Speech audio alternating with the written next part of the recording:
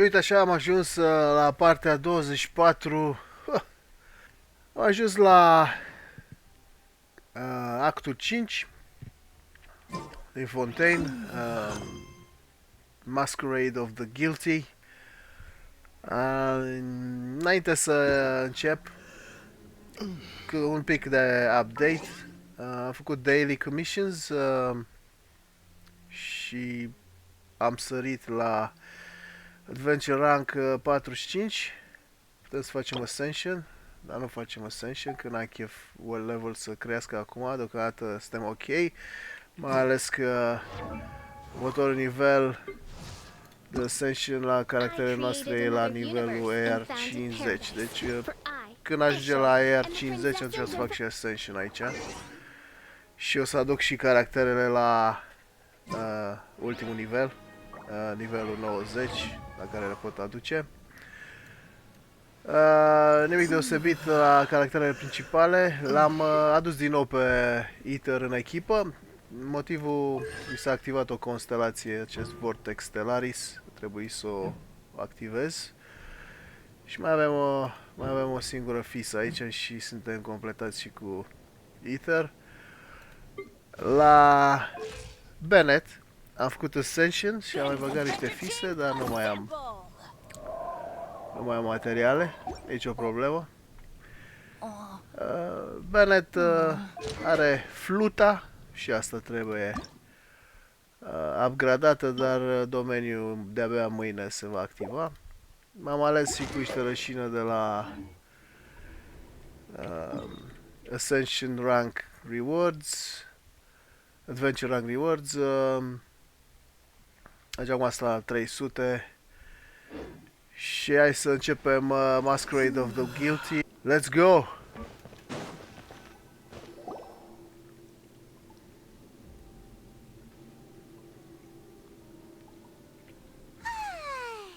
Now for a little rest after breakfast. This is the life. Wait a sec. Isn't something important supposed to happen today? Oh, today's our big day! We're supposed to leave the Fortress of Maripede!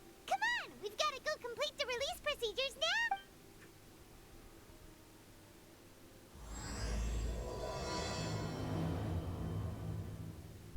Have you completed your release papers?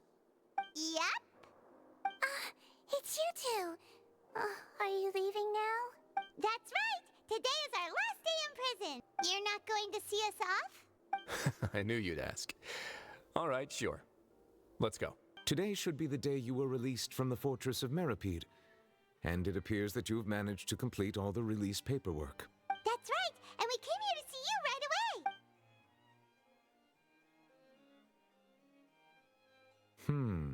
A massive whale. Do you have any idea what that might be? Judging from your description, that cannot have occurred in any ordinary waters, but rather something like the primordial sea. A whale of that size and shape cannot usually be found in the waters of Tevat.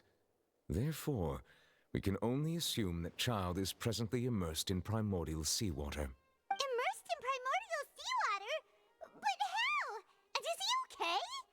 Most people wouldn't be capable of entering in the first place. I'm not completely sure how he could have gotten there myself. Yes? What is it? Right! Paimon felt it too! We asked the Duke and he said it wasn't from underwater, so we figured you might know something about it. It turns out that I have just received a report about this particular matter. In fact, that's exactly what I was busy with a moment ago. The source of the tremor was here on the surface near Poisson.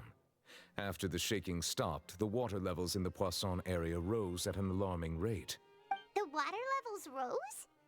Oh no! What about all the people there? Fortunately, the water levels only rose for a short period of time and have already returned to normal now. However, I still have a bad feeling about the whole phenomenon. If the change in water levels is connected with the leaking primordial seawater, then the situation in Poisson may be much worse than it appears. Navia should be in Poisson, right? We need to go check on her! Here! Hey, Navia! Are you okay?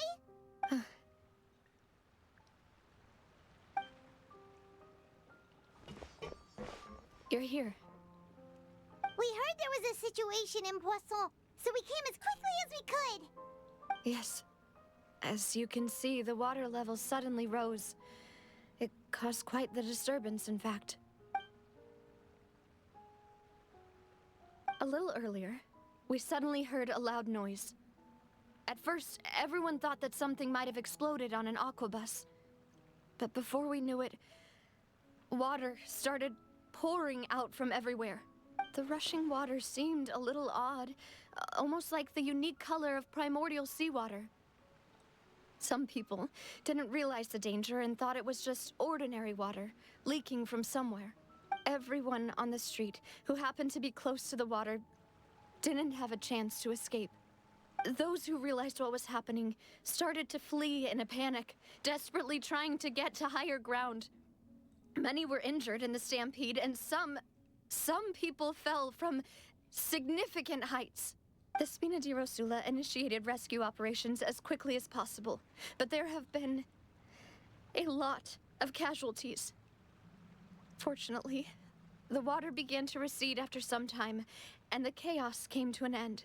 The water that flooded the area contained primordial seawater, so the lower levels of Poisson are still hazardous.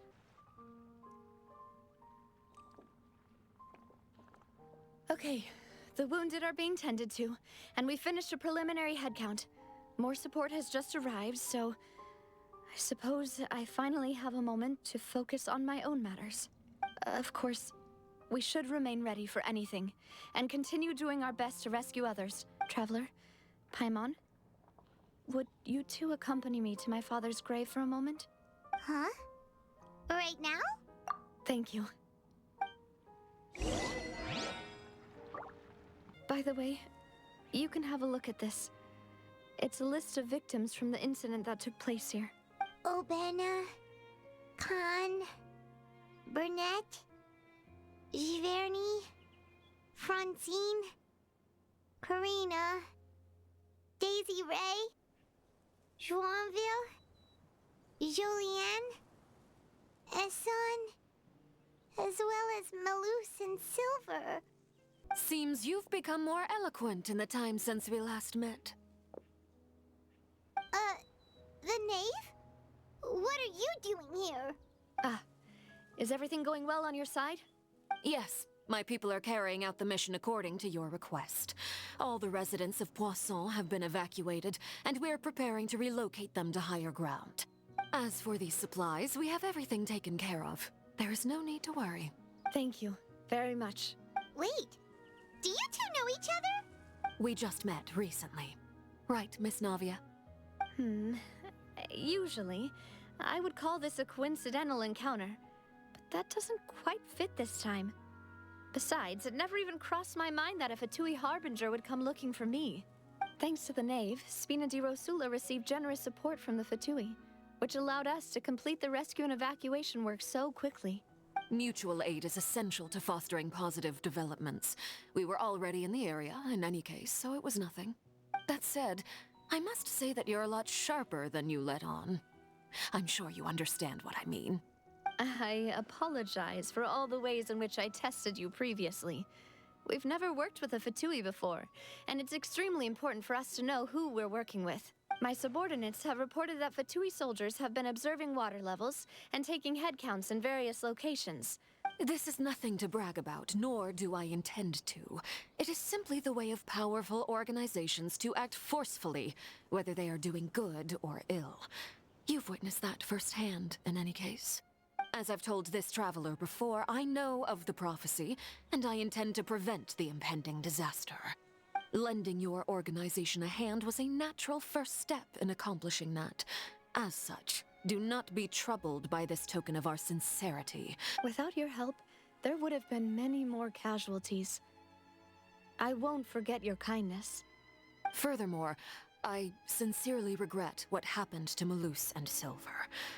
I only wish that my people could have arrived a little earlier to prevent this from happening. Don't say that. You and your subordinates did everything you could. As Paimon said, Malus and Silver didn't choose to sacrifice themselves for any specific person. And they weren't the price paid for other salvation.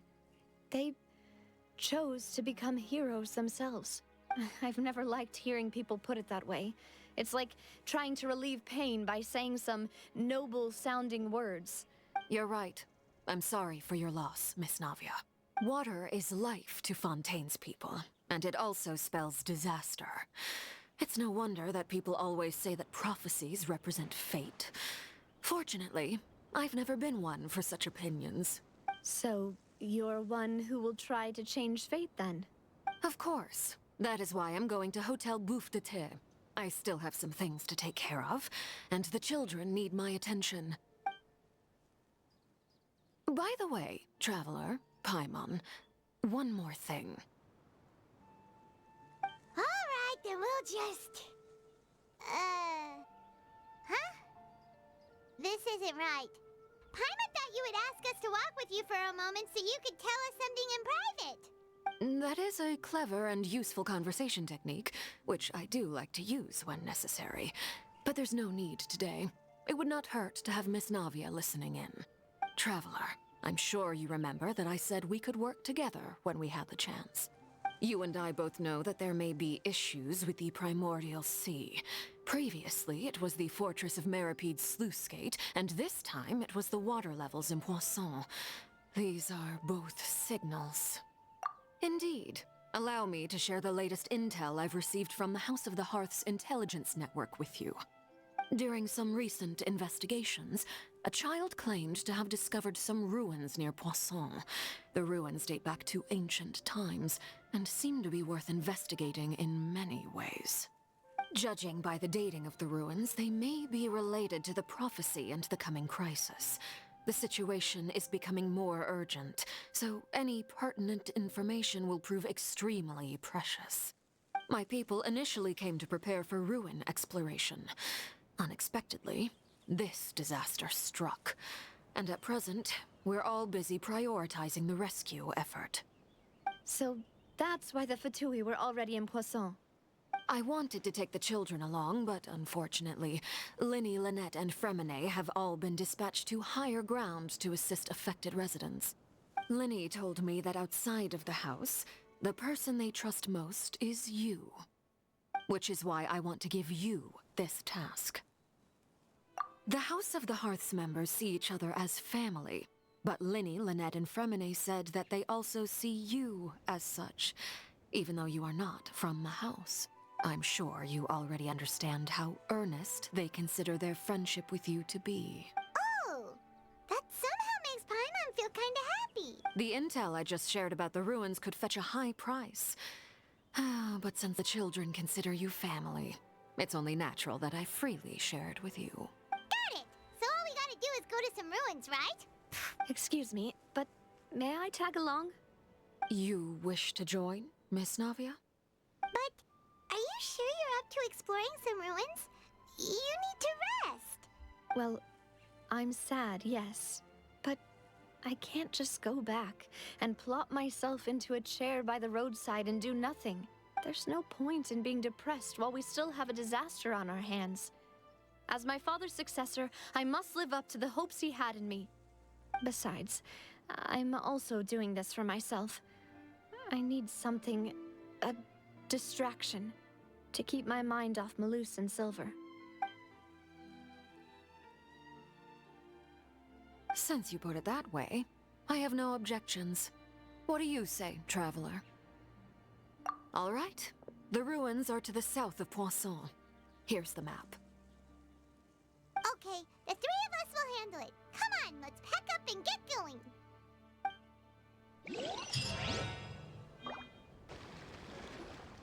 So, are these the ruins the knave was talking about? They seem to be pretty ancient, all right. Let's go in and have a look. Just be careful.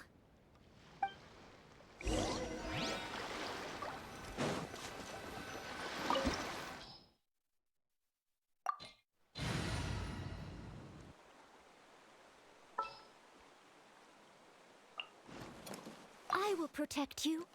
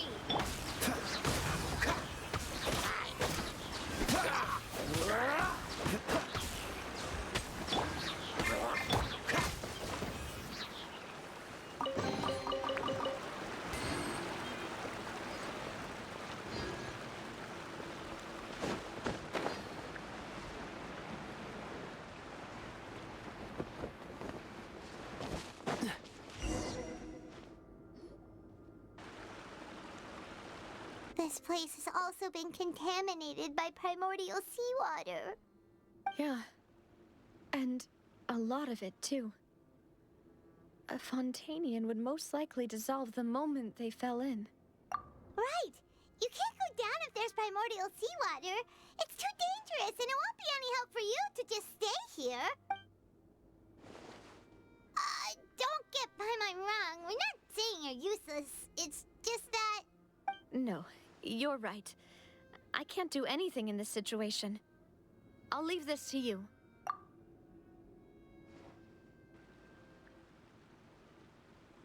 That complicates things.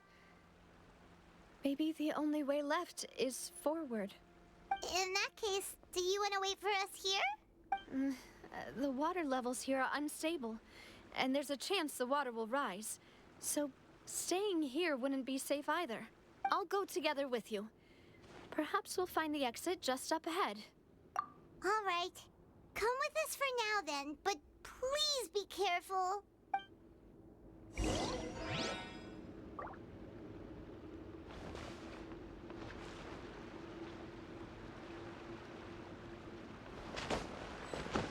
Oh no, it's a dead end! Let's try climbing over from the side.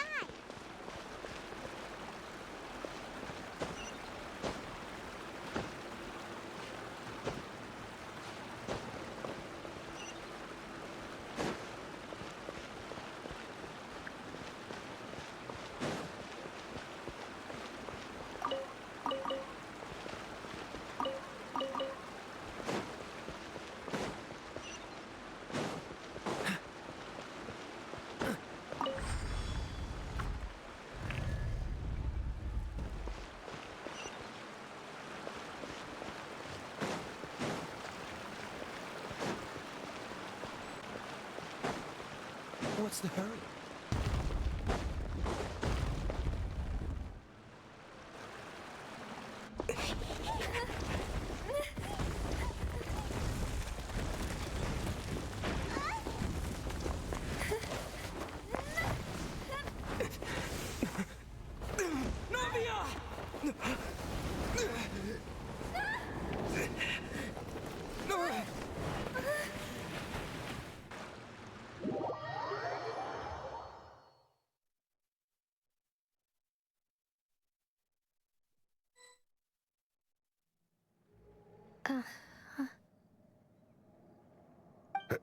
Demoiselle? Huh? Demoiselle, what are you doing here by yourself? Would you be standing here till dark if I hadn't come to get you? Maybe she just wants some time to herself, Malus. Oh, was I sleeping? Yes, it would appear so. Silence! That's...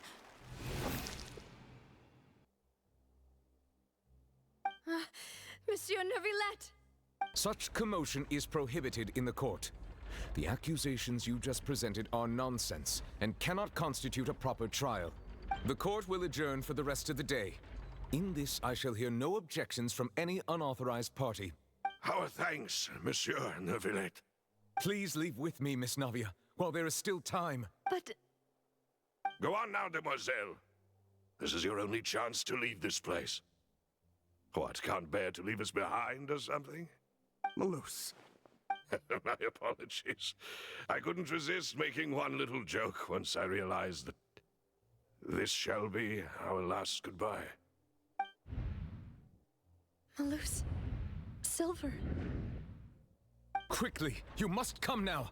Goodbye, Demoiselle. Farewell. No, wait! Just a second! Navia? You're awake. Good. I must have been dreaming. Malus and Silver were still alive, and they were defending me at some insane trial. It looks like you're all right. Did all the sad feelings cause you to have a nightmare? Paimon could give you a hug. The ruins you were exploring suffered a cave-in. When I arrived, I found you falling toward the water. You were just about to be dissolved within, but I... What is it? I think I saw 2 Oceanids protecting you. It was only for a moment, perhaps even a fraction of a second, but they gave me the chance to retrieve you. Were it not for their intervention, I would not have been able to rescue you before your consciousness dissipated. Wait, did you say Oceanids? You mean like what happened with Vache? Perhaps those 2 Oceanids were the people you saw in your dream. I always told them that they didn't have to protect me. To think that they'd keep doing so even after death. Please come with me.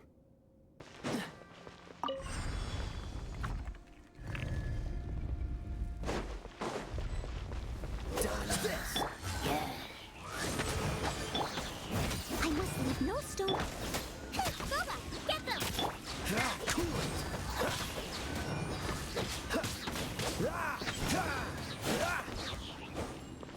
Don't get frostbite. Nice and spicy! Dodge this.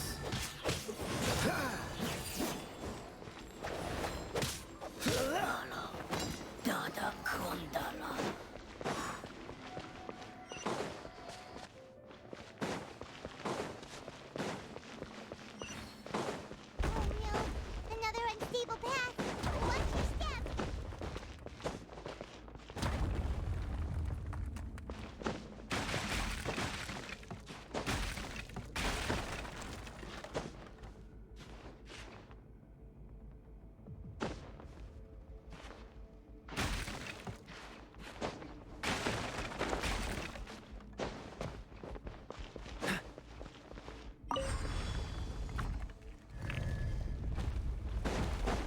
Watch out! There are rock mobs over here!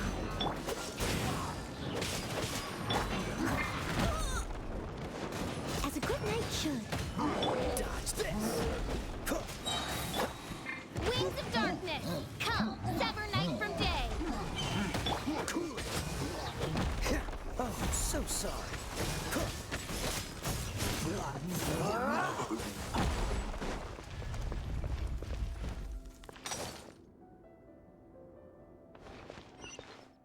What's the hurry?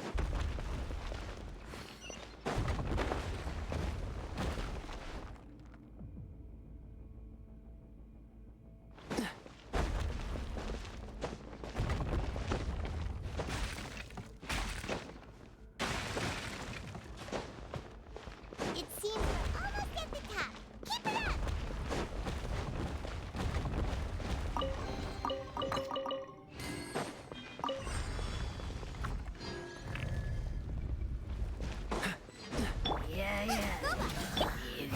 Leave it all to me.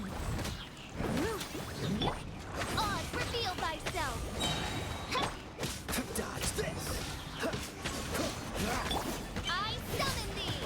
Midnight Phantasmagoria. No rest for the wicked. Right, man. Time to clean up. I must. Cool it. What's the hurry? This one will be frozen in time. Dodge this.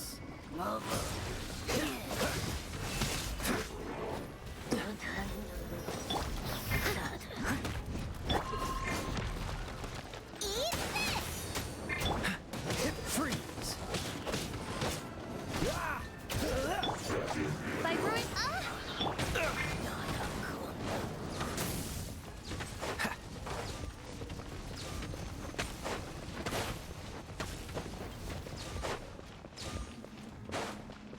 Cool it. As a good knight should.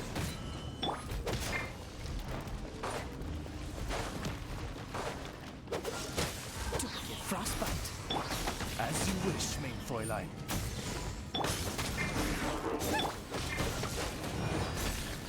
Dodge this.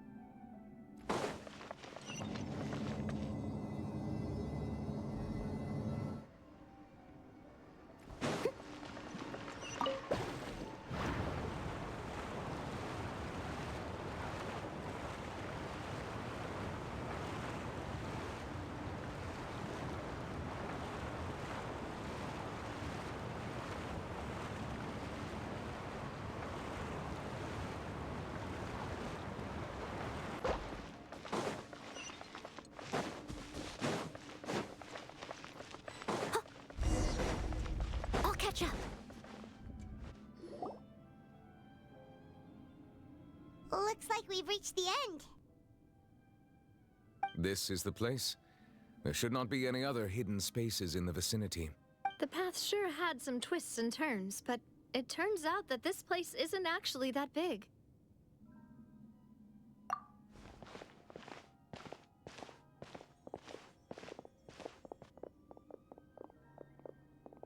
Stone slates. It seems like they were put here as an offering. Perhaps we should just leave them be for now. There are 4 locations in total, but only 3 stone slates. The slate that should be in the first empty spot is missing. The surrounding walls also show signs of damage. There's something written below. Let Paimon see. Reason dictates that this nation be destroyed. I shall record the history of its future here in its past. Say what?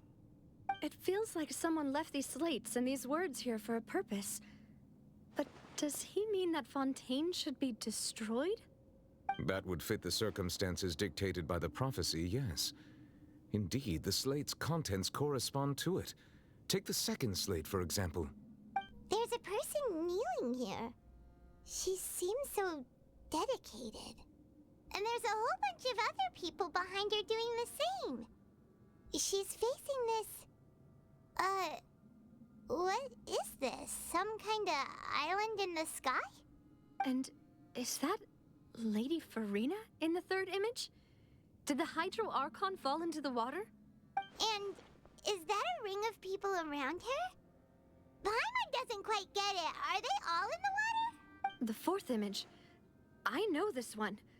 This exactly matches the content of the prophecy. The people will all be dissolved into the waters, and only the Hydro Archon will remain, weeping on her throne.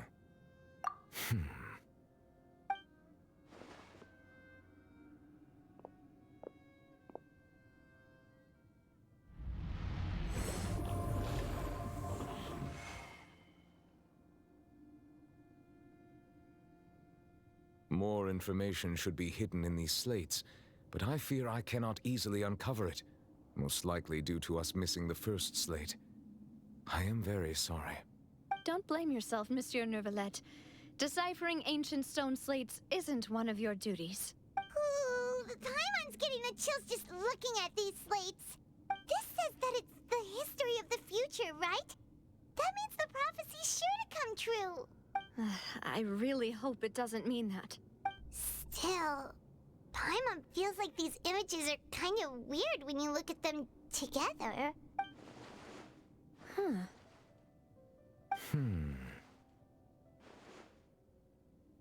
That's right! If the images are in chronological order, shouldn't the fourth, the waters drowning Fontaine, come before the third, where the Hydro Archon herself falls into the water? And yet the order is reversed here. If we go by timing, Lady Farina only emerges in the third image. That means that the person in the second image might be the previous Hydro Archon. Egeria, then. I had never met her, but her appearance here does match the records. The previous Archon kneeling before the floating island in the skies, as if confessing a sin. Did she herself commit that sin? And if not, why would she be in such a posture? Also, I'm still wondering why these ancient stone slates are here at all. Judging from their contents, could this place be the origin of the prophecy? Does that mean that someone, or some people, once saw these slates? But who would have created these slates and left these words here? It seems that any further clues will have to come from Farina. In that case, there's no time to lose. There's nothing else to be gained here, so let's head back first. Yeah, we better get somewhere safe for now.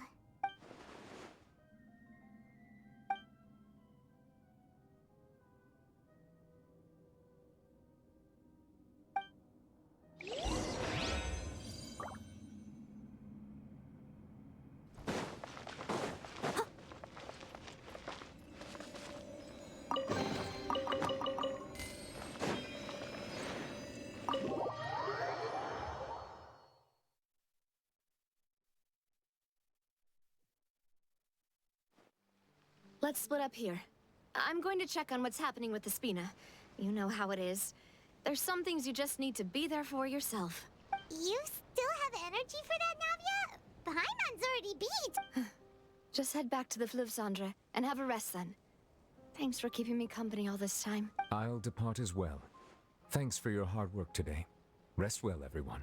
Traveler, I will go talk to Farina tomorrow morning to ask about the stone slates. I'm sure that you're concerned about this matter as well. If you have time, drop by my office. I will share the results of our discussion with you. Good morning. To be honest, Paimon's still feeling kind of sleepy. But it's time to get up, Traveler. We agreed to go see Neuvillette, so let's pack it up and get going.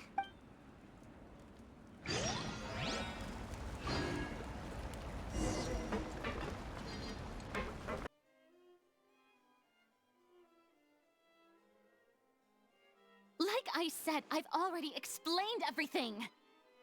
And yet the problem has not been properly solved. There is little space for excuses between us. It is not my intention to offend you, but please, tell me where you stand. You are the Hydro Archon Focalor, are you not? Look at this. This is a list of the victims from the recent Poisson incident.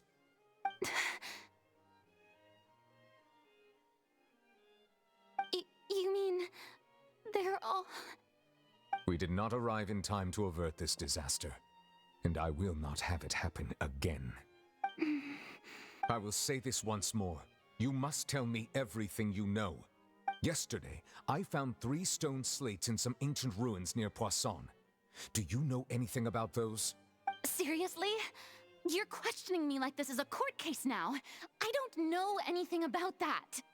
But you found them in some ancient ruins, you say? That's correct, which is why I came to ask you some questions. There should have been 4 slates, but one of them was missing. The other 3 feature different images that seem to correlate to the prophecy.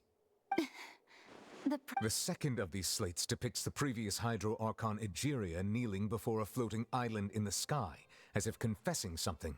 Do you know nothing of this either? I don't. I've never seen such slates. I'll ask you again. Do you really have no information regarding the previous Archon? My deciphering of the slates indicates that the Hydro Archon Egeria once had to confess to, or apologize for, a certain sin. If anyone would know about it, it should be you. All gods don't have the same secrets, you know. She was herself and I'm me. Is it really so strange that I know nothing? I understand your concerns, but I'm sorry. I just don't have anything to tell you. Forgive me for saying this now, Lady Farina, but I have long known of your various secret investigations into certain matters. There are several indications that you have been investigating the prophecy on the sly. This is not strange in itself, considering that you are the Hydro Archon. But it is strange that you should also claim to not know any of Egeria's secrets, as well as do nothing following your inquiries. You have never been as superficial as you have presented yourself to be, nor are you a fool. And yet, your behavior is very inconsistent.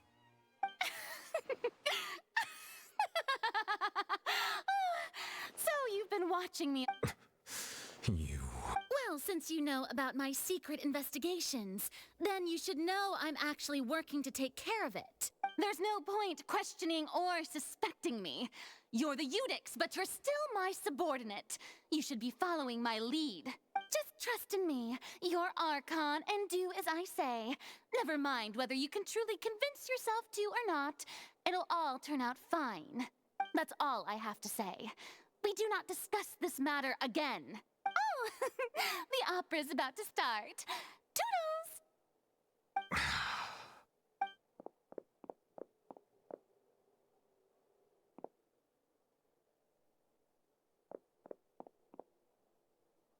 Did Farina not notice us standing by the door? Wonder what's up with her.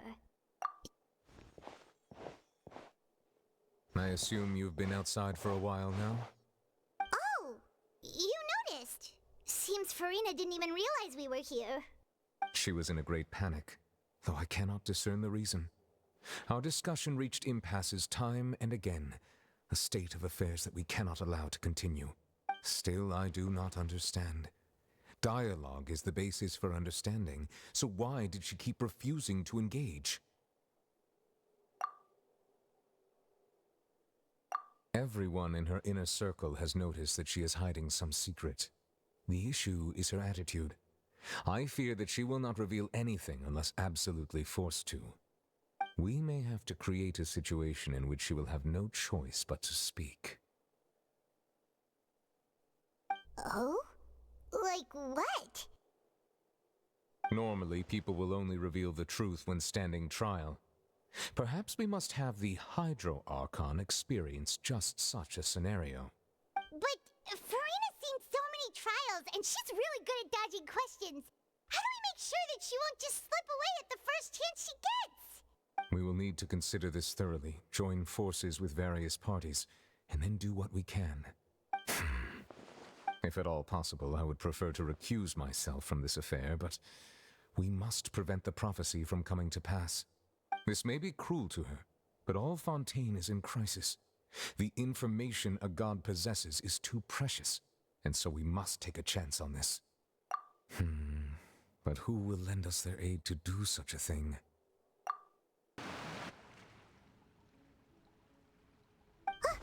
That's Farina, right over there. She really is here all on her own.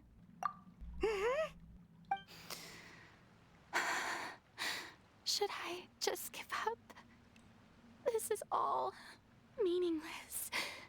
What was meant to happen did happen after all. Everyone's dead. I'm sorry. I am so sorry. Give up, Farina. There's no point in holding out. I'm sorry. But what can I even do other than to repeat meaningless apologies over and over? Who's that?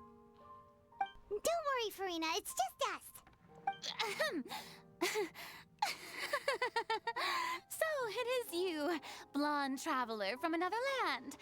Why, I almost thought you were someone from that mob of my ignorant subjects, come to kneel and beg for my forgiveness. Farina, you were crying just now, weren't you? The tear stains on your face are obvious. What do you mean, tear stains?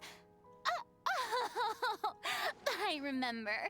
The show at the Opera House earlier this morning was so moving. I'm still trying to process it. Who did that uncivilized rabble think they were, disturbing my enjoyment of the arts? They even dare to tout their Archon. I must teach them a lesson. I can just imagine their twisted and frustrated faces once they realize that I'm nowhere to be found.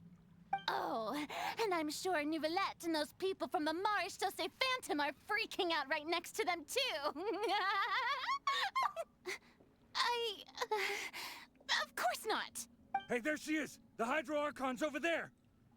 Quick, after her!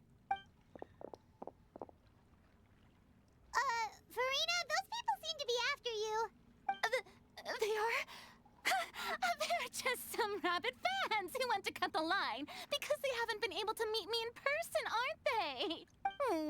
That's against the rules. I can't let them get their way. Farina just ran off. Quick, we have to catch up with her.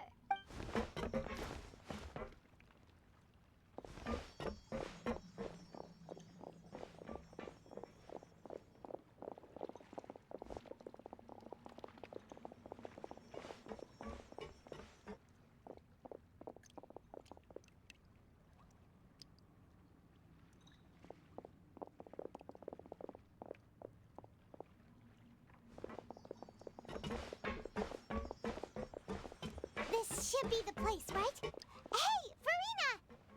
There's a good hiding spot over here. Quick, come to Paimon before the rest of them catch up to you.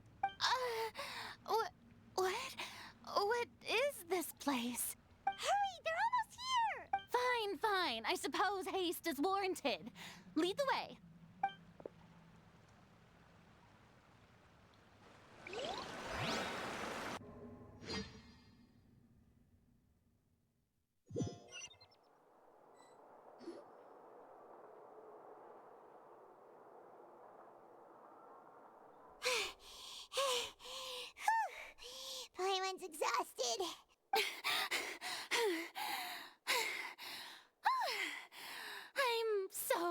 tired. I totally thought they had caught me. No, I mean, I merely gave in to the sheer enthusiasm they displayed. You're right. Yep, that's a good girl. What's happening? The ground's shaking. Is it an earthquake? Yeah, a quake of this kind preceded the flooding in Poisson, didn't it? It can't be. It's happening again. Well, there's no need to worry too much about that. Neverlette's made some emergency plans, so the evacuation should go a lot smoother this time. Yeah, I hope you're right. But the people of Poisson, they've already...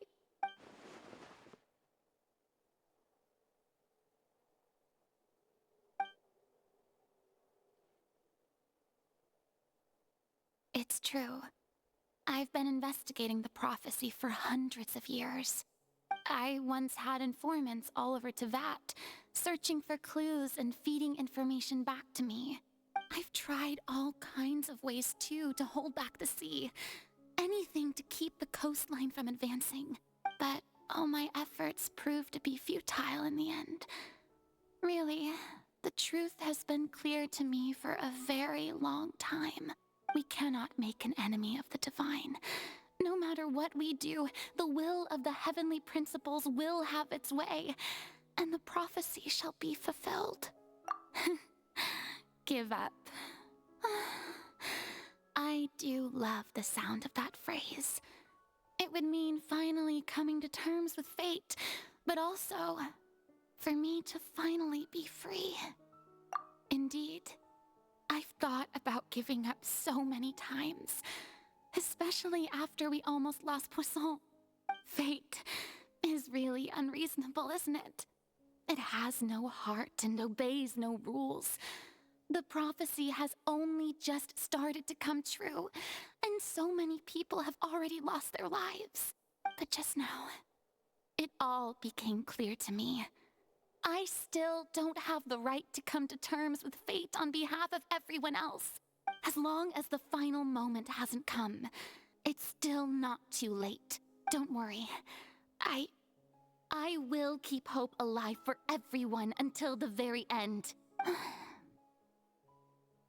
Well, that's enough for now.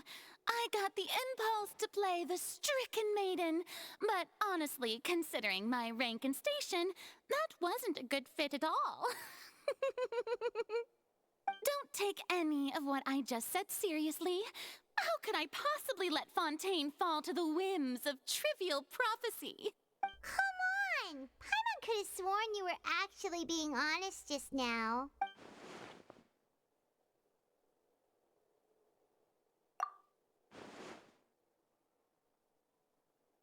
Share my burden. That's impossible. It was fated right from the start that this would be my duty alone. A witness. Yes, I've heard that you came to Tevat from beyond the stars, yes. In other words, you never belonged here. And if Tevat is, in its entirety, a show on a stage, then you're just a spectator, aren't you? If that's the case...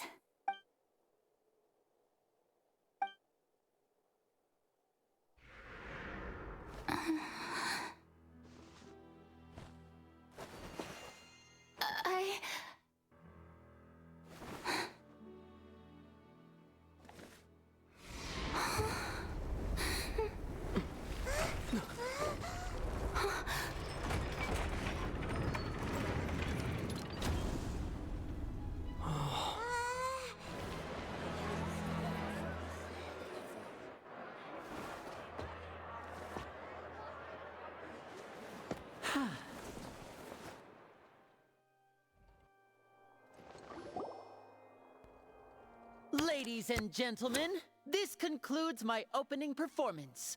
Now, without further ado, we may proceed to the trial of our god. So this is what it is. Yes, You deserve praise for the effort you took to raise the dramatic stakes. Do not forget, however, that I am Fosalor, the god of justice, the embodiment of justice itself. May I interpret these words as your refusal to stand trial? In that case, you will have the opportunity to defend your honor through a duel. You would draw your blade against a god?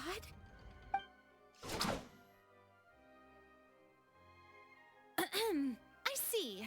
It seems like you have made up your mind.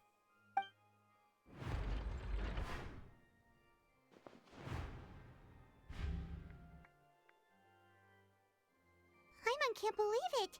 She just surrendered.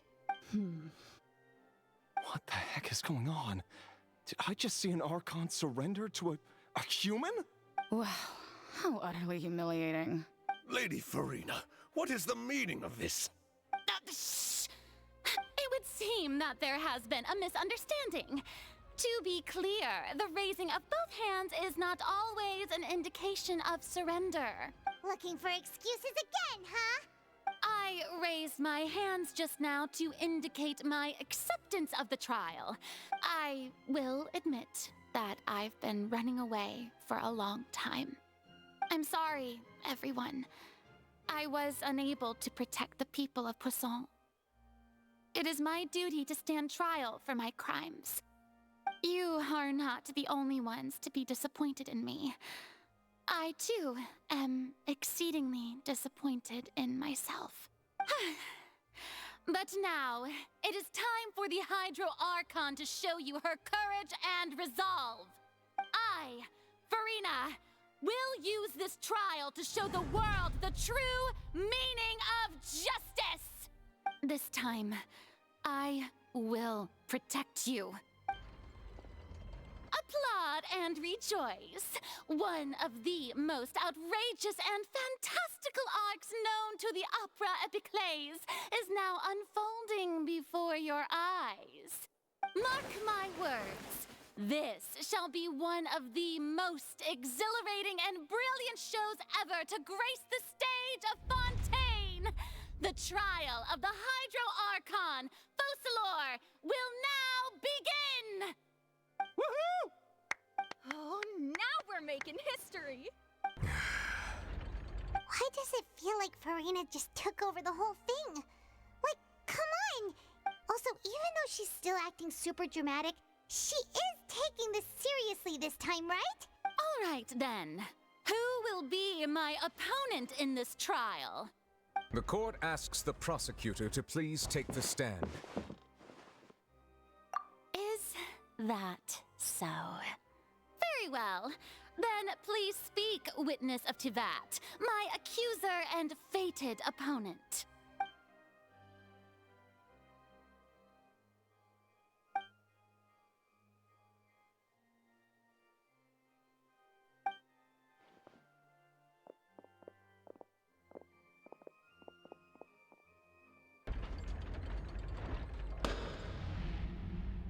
Also, please allow me to ask, as a final question before the trial begins. Just how much work did you do to force me onto this stage? Well, we did do a lot of prep after the meeting that day. I can go over the tasks assigned to the Spina di Rosula, since they were rather straightforward and easy. Navia, the president of the Spina di Rosula. Most of the people who participated in the disturbance this morning were my subordinates. They changed into plain clothes and came to the Opera House as regular audience members, waiting for the perfect opportunity to incite insurrection against you. The people's resentment against their Archon has been building as more and more of the prophecy is fulfilled. A spark was all we needed to turn smoldering anger into a flame. Moreover, according to our understanding and analysis of you, when something like that occurred, you would likely flee the scene and head to Poisson by yourself. So, we arranged for a second group to lie in wait there. So, you mean, the ones who scoured the settlement for me were also from the Spina? And their goal was to force you to step into the giant magic box so you may personally participate in the greatest magic performance in all of Fontainian history. That's right. That house was a magic box, rather than someone's residence. As the super ultimate version of the setup that I used when I first performed at the Opera Epiclese, the volume of the box was increased by a whole order of magnitude, and the distance it traversed was the entire gap between Poisson and Aranias. Its cargo, of course, was an Archon instead of a human. My thanks, Farina. Without your help, we could never have pulled off such an extraordinary performance. You're welcome? Of course, this performance was only made possible with Father's support. We had to select a location, construct the giant magic box, dig a tunnel, and open up a path through the water. It was a lot of work for all of us. So, in other words, the earthquake that we felt within the giant magic box was just a normal tremor from the transportation of the whole house? That's right. It wasn't a sign of another disaster to come. Then, I can guess Nervilette and Cloran's parts. You gathered a crowd, prepared a stage, and made sure that the champion duelist would be immediately ready for a fight. Also that as soon as I appeared on the stage, the trial may commence without a hitch. Am I right? Yes, that is correct. Well, Clorand, I must commend you for your courage. Only the most outstanding champion duelist in all of Fontaine would accept a duel with an Archon without flinching. Thank you. As for you, Traveler, I suppose your role was to keep me distracted with conversation once you found me in Poisson. You'd make sure that I didn't notice anything amiss before revealing yourself as my prosecutor once we'd arrived onto the stage. Oh?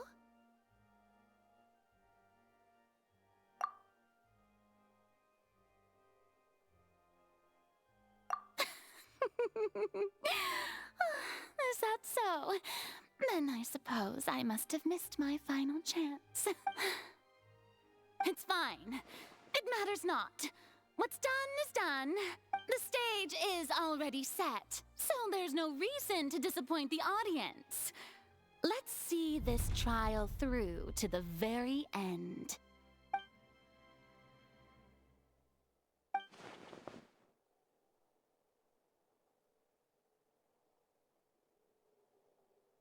Sir Prosecutor, please allow me to pass this along.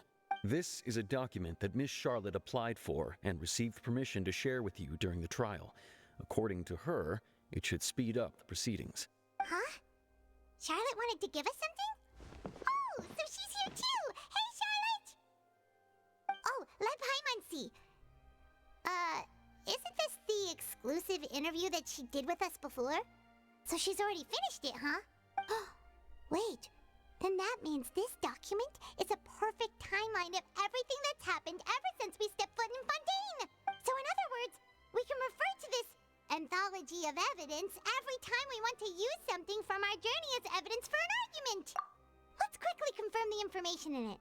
Just think of it as a refresher, alright?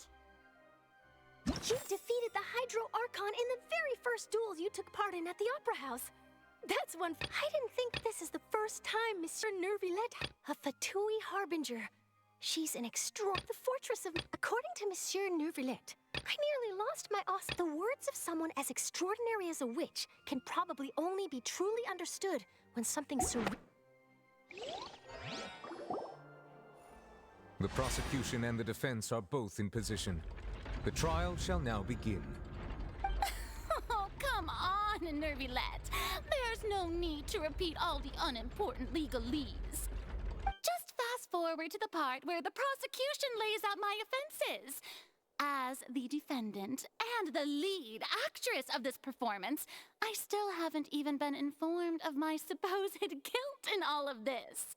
Of course, it is only natural for humans to struggle to understand the actions of a god. That's true. but my charge here is unrelated to your conduct as an Archon. Instead, I would like to charge you as a fraud who's never been the Archon in the first place. Wait, what was that? Lady Farina's a fraud? Hey, I came here thinking that we were going to try the Hydro Archon for forsaking our duty, but did I hear that right? She's not our Archon at all? Charge accepted. Lady Farina, do you plead guilty to the charge?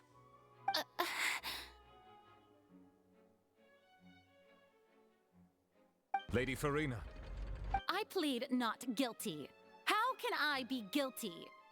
There is no way that I, Focalor, otherwise known as Farina de Fontaine, a member of the Seven and the Regina of all waters, kindreds, peoples, and laws of Fontaine, could be anything other than your true Archon. Yeah, even though Lady Farina can be rather eccentric, isn't it going too far to doubt her very identity? Yeah, I've never questioned her identity either. Sure, Lady Farina can be super irresponsible, but what grounds does that prosecutor have to make such a huge claim? I have cause to believe that common sense will prevail in this case. Many of the members of the audience have known me as the Hydro Archon ever since they were born. There would be no fooling their memory. See? Even the Oratrice has decided to show me its favor. Are you sure you want to commit to a charge that will never be upheld? If you wish to drop the case, I can promise you as the God of Justice that you will not have to face trial for making a false accusation. An argument with near impossible odds, huh? We have to not only refute Farina's claims, but also overturn the long-held beliefs of the people. Well, I tried to give you the chance to surrender. If you must persist, then let me ask. If you believe I'm not the Archon, then what manner of being do you think I am? And if I was not the Archon, then how did I manage to live for over 500 years?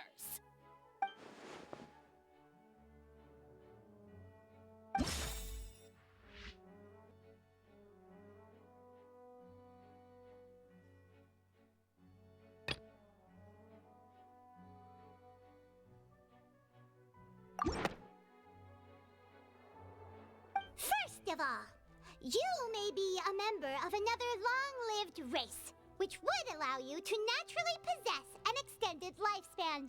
And second of all, even if that wasn't the case, there could be other ways to extend your life. Who gave you that idea? Was it the knave? You'd sink so low as to use A curse? I once thought it possible that the aura of an Archon might naturally resemble a type of curse. But in light of this claim, perhaps what I sensed was not your divinity, but a curse after all. Neverlet sensed it too, huh? Lady Farina is actually a human? Well, it is true that it's extremely difficult to tell humans and gods apart just by looking at them. It's not impossible.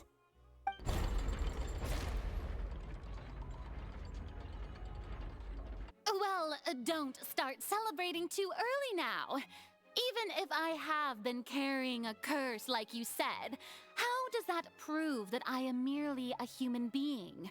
Besides, everyone knows that the main difference between a human and a god is the possession of authority. Gods can do what humans cannot. That's why they're worshipped as gods. For centuries, manifestations of my authority have served the nation of Fontaine. One need only to turn their eyes towards the Oratrice Mécanique d'Analyse Cardinal in this very opera house, or consider the endemnitium that is used in every aspect of life.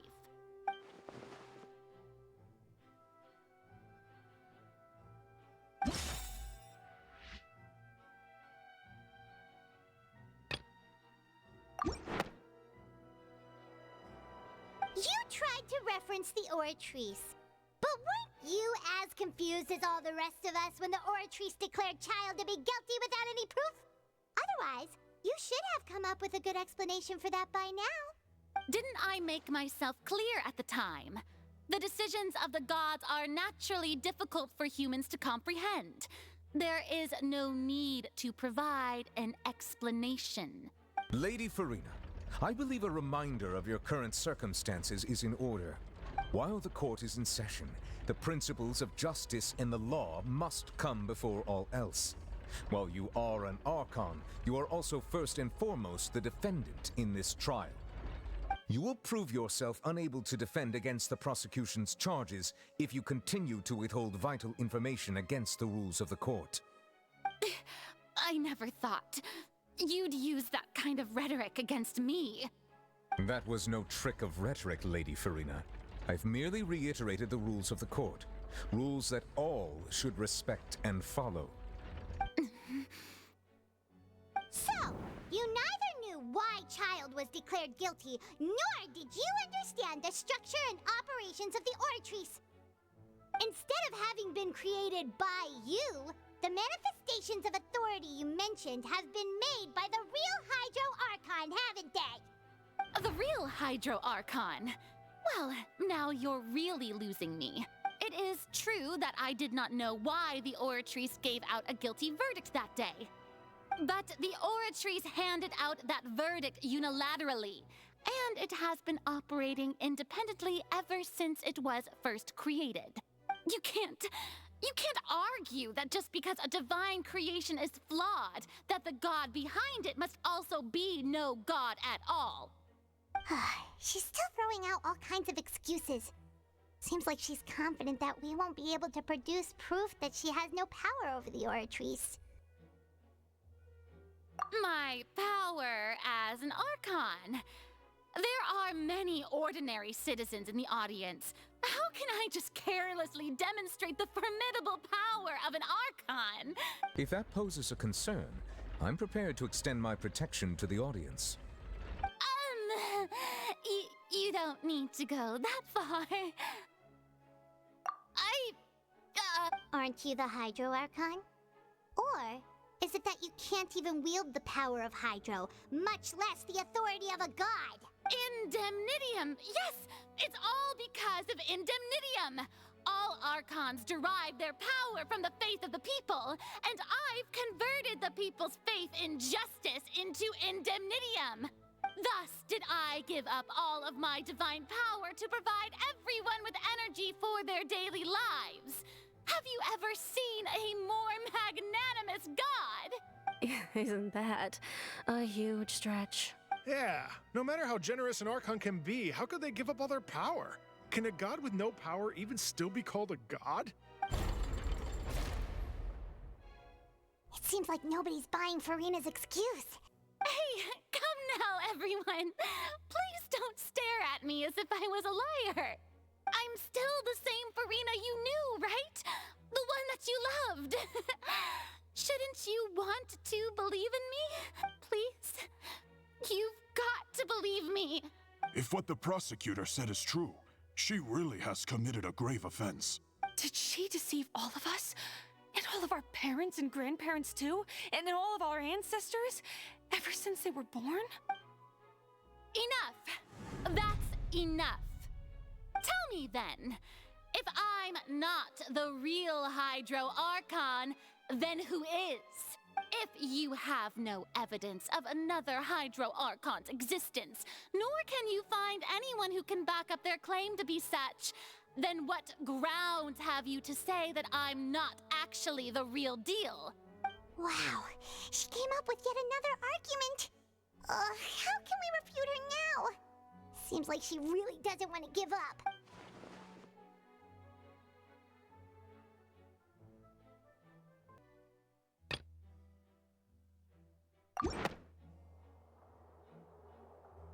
It has been established that all Fontainians can dissolve in water from the primordial sea.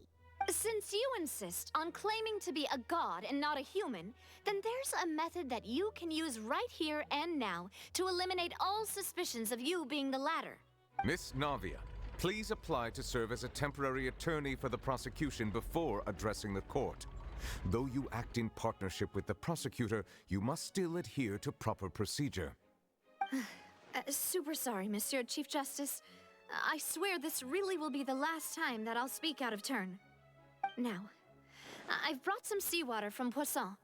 As everyone knows, a massive flood struck the area not long ago, taking many lives, including those of some of my closest friends.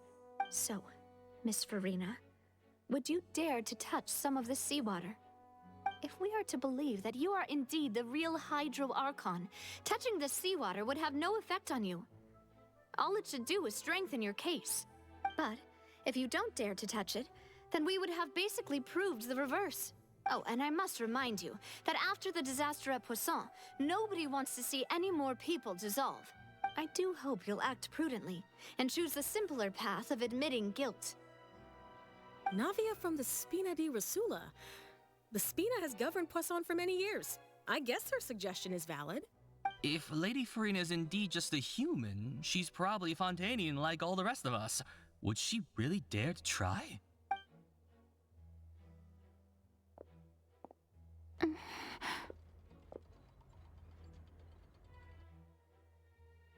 Lady Farina, this test has been unilaterally proposed by the prosecution. As it falls outside the realm of standard court proceedings, you possess the right to decline participation. Well, of course he had to tell her that. But refusing to participate is basically the same as a confession of guilt. She's just staring at the water without saying a single word. It really does seem like she's quite terrified of it. What's going on? Is she really planning to... that's not what we thought she would... Due to the inherent risk of the test, Lady Farina, you may... What? Hey!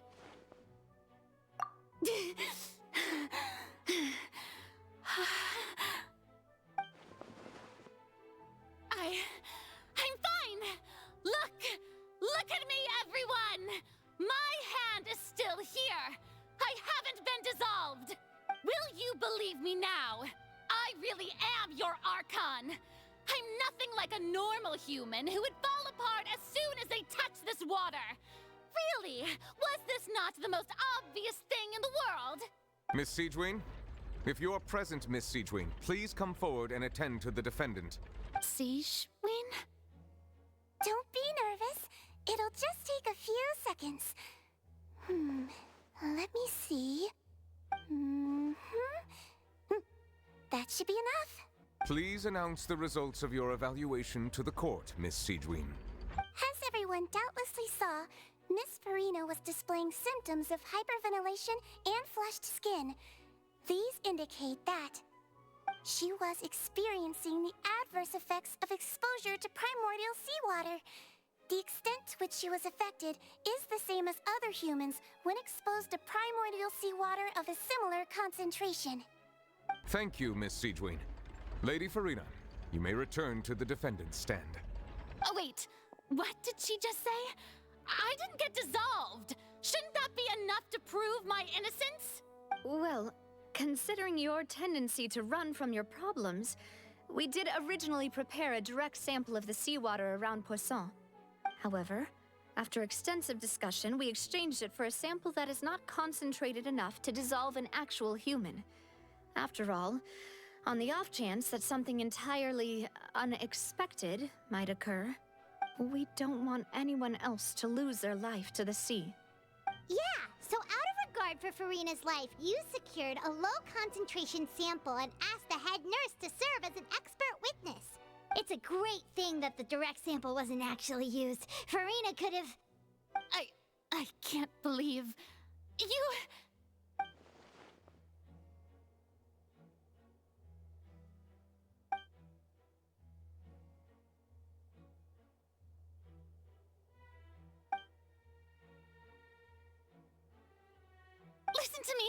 Listen to me, everyone! Please don't give me such cold and disdainful looks!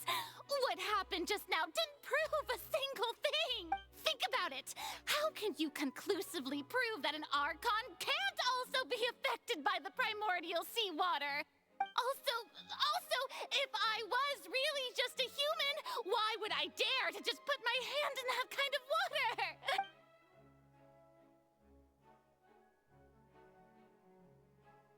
Please, everyone, anyone, just listen to me. I swear, I really am your Archon.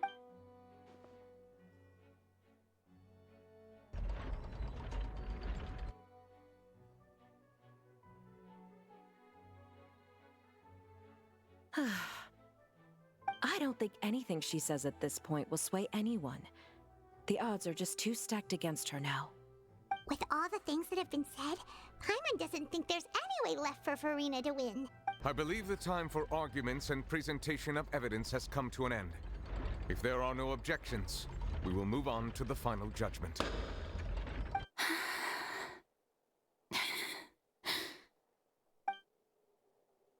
I don't think anything she says at this point will sway anyone. She's too stacked against her now.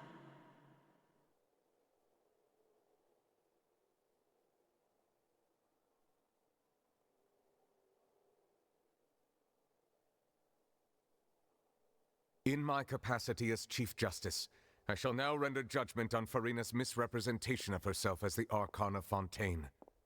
As a human who knowingly deceived her fellow citizens, Farina is guilty.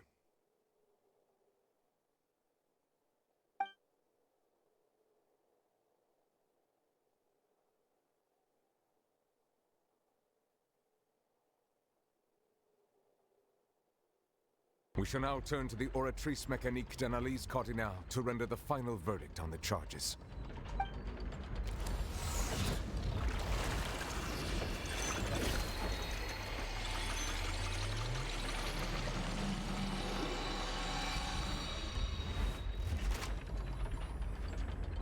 According to the judgment of the Oratrice Mécanique d'Analyse Cardinale, Farina is... Well, what's wrong? What's the Oratrice's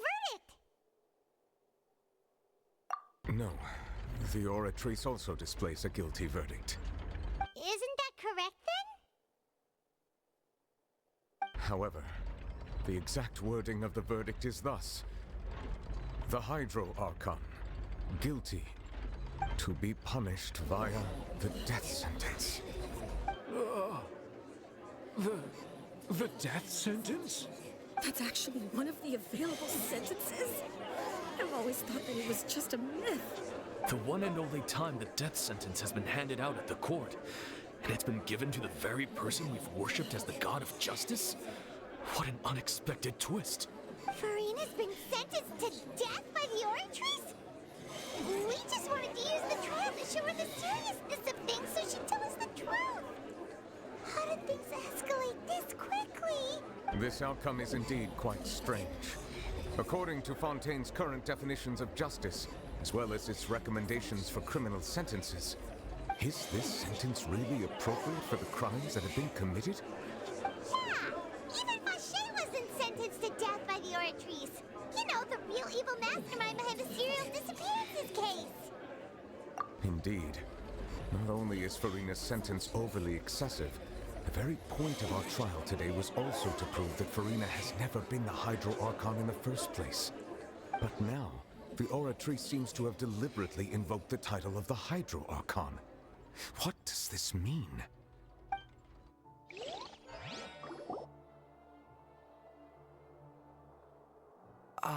Excuse me, if I may interrupt. Is the trial still going? Fremine! You finally made it. I assume this means you've completed your mission? Mm-hmm. Any mission Father assigns to me will always be top priority. Is that the first prophecy slate? Huh. So the knave privately arranged for Fremine to try and find the missing slate. I looked everywhere and finally found it at the bottom of the sea. It took me a long time to get around some dangerous stretches of water. But has the trial already concluded? Then doesn't that mean I've come too late? Thank you for your hard work, Mr. Fremine. Please allow me to review the record left on the slate. Traveler, I believe that you have already seen the other existing slates, and would like you to come here and confirm their contents. Huh? So what do you see? What is it?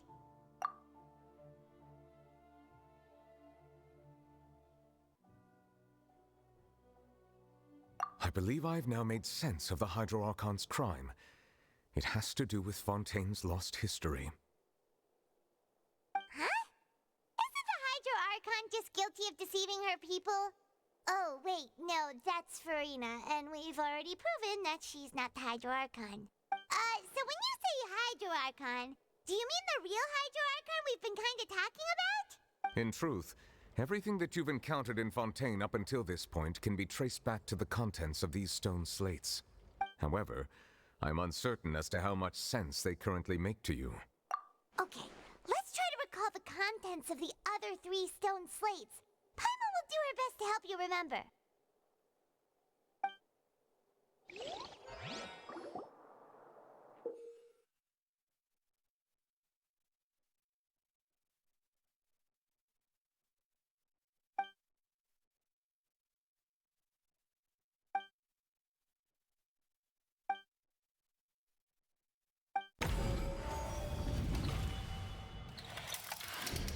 The first stone slate describes what you just said. It seems to show the previous Hydro Archon using her divine power, and then the Oceanids turn into humans. Does that mean that Fontainians are transformed Oceanids? Oh, Paimon wasn't expecting that. But if Oceanids can turn into humans, then perhaps this process can be reversed as well. The second stone slate shows Celestia floating in the sky, and the Hydro Archon and her people worshipping it together. But the heavens still brought judgment down upon them. This must be the point when the Hydro Archon and the Fontainians were branded with their original sin. Does this mean that the original sin and the Hydro Archon sin are the same thing? The third slate shows the Hydro Archon sinking into the sea surrounded by many people. Huh. That reminds Paimon, didn't we also watch that happen to someone else? Well, the fourth slate is the prophecy the Fontainians have been talking about. People dissolving into the sea, the Hydro Archon crying on her throne, and so on. We didn't believe that such a crazy disaster could happen at first, did we? But after that incident, it was just a question of when and not if.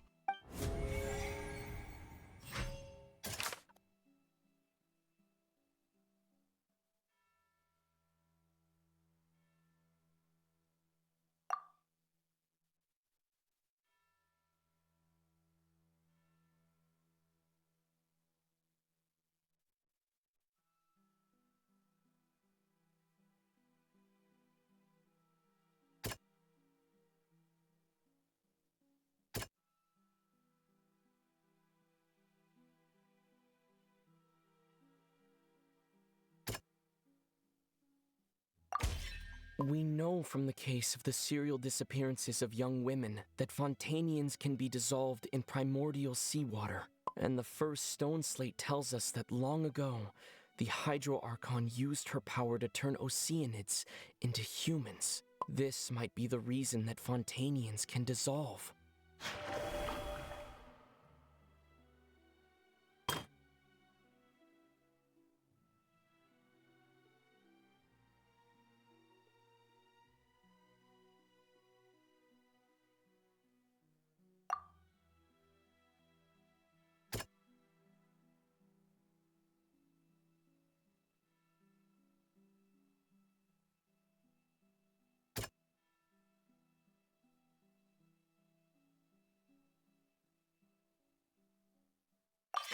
Perhaps what is about to take place has all happened before. The true sin of the Hydro Archon that Nervalet mentioned, and the original sin cast down on the people of Fontaine by Celestia, has recorded on the stone slates.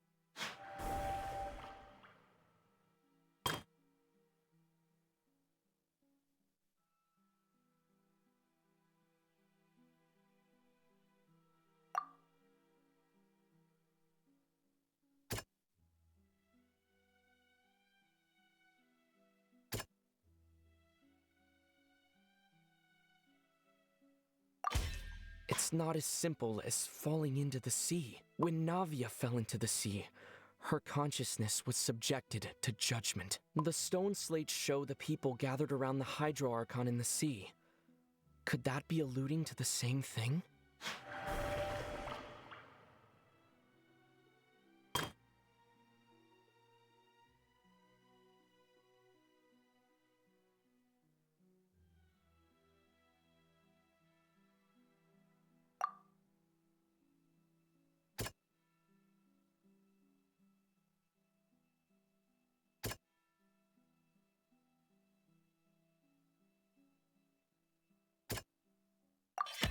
The prophecy from the stone slates found its way into society, but not many people believed it at first.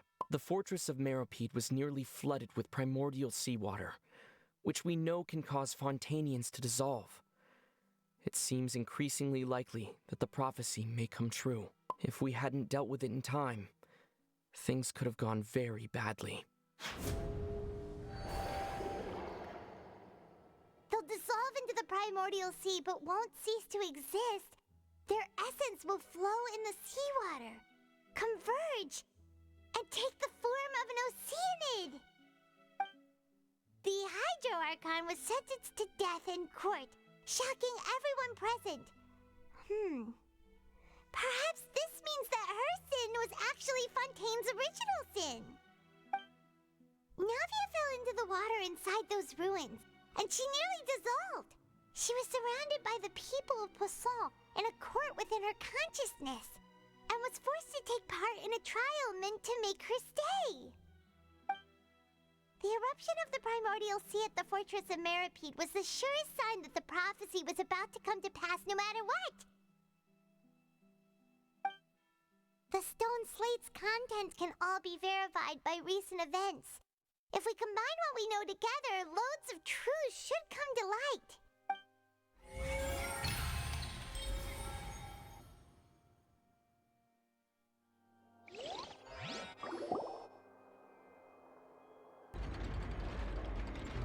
Huh? Oh, Paimon gets it now! So that's how you can make sense of it. But then it feels like we're going to have to share some truly shocking revelations. Let's hear them. Incredible. Linny, did you hear that? We're not real humans. All Fontainians were originally created by the late previous Hydro Archon, with oceanids as their basis. The evidence for that can be found in how only Fontainians could dissolve in primordial seawater, and how all the girls Vacher dissolved were also turned into oceanids. Oh, and according to Navia, when she was about to get dissolved, she also saw everyone gathered around for a trial, all of them in the shape of oceanids. Indeed.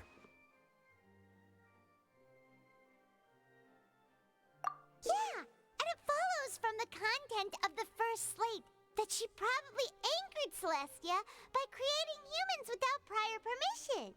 That could also explain why the Oratrice judged the Hydro Archon to be guilty. It's to account for that ancient sin. The Hydro Archon's true sin was creating us? And yet, after many hundreds of years, the Hydro Archon's creations have turned around to try to judge the Archon within the Opera Epiclese. The twists of history are often the most unexpected of all. Yeah, isn't the image here just like when Navia fell into the sea? So wouldn't it be trying to show the image of the Hydro Archon also falling into the sea once the prophecy has been fulfilled in the fourth slate? In the end, the people will all be dissolved into the waters, and only the Hydro Archon will remain weeping on her throne. Only then will the sins of the people of Fontaine be washed away. Did Paimon get all that right? You've made some keen deductions. I must say, given how much you still don't know, it is impressive that you've already managed to connect so many pieces of the truth. However, while you were able to decode all the information on the slates, they've also been etched with an additional layer of hidden information using a different power source.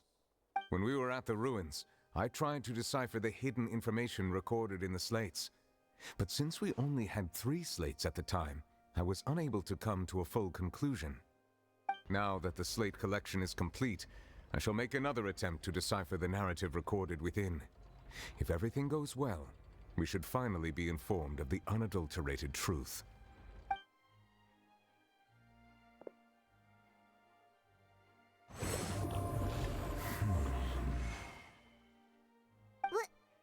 Well?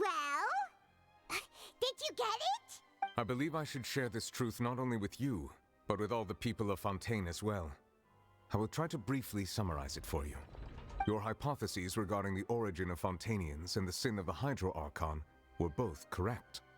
In the Fontaine of old, the previous Hydro Archon sensed the yearning of her Oceanid familiars for life on land.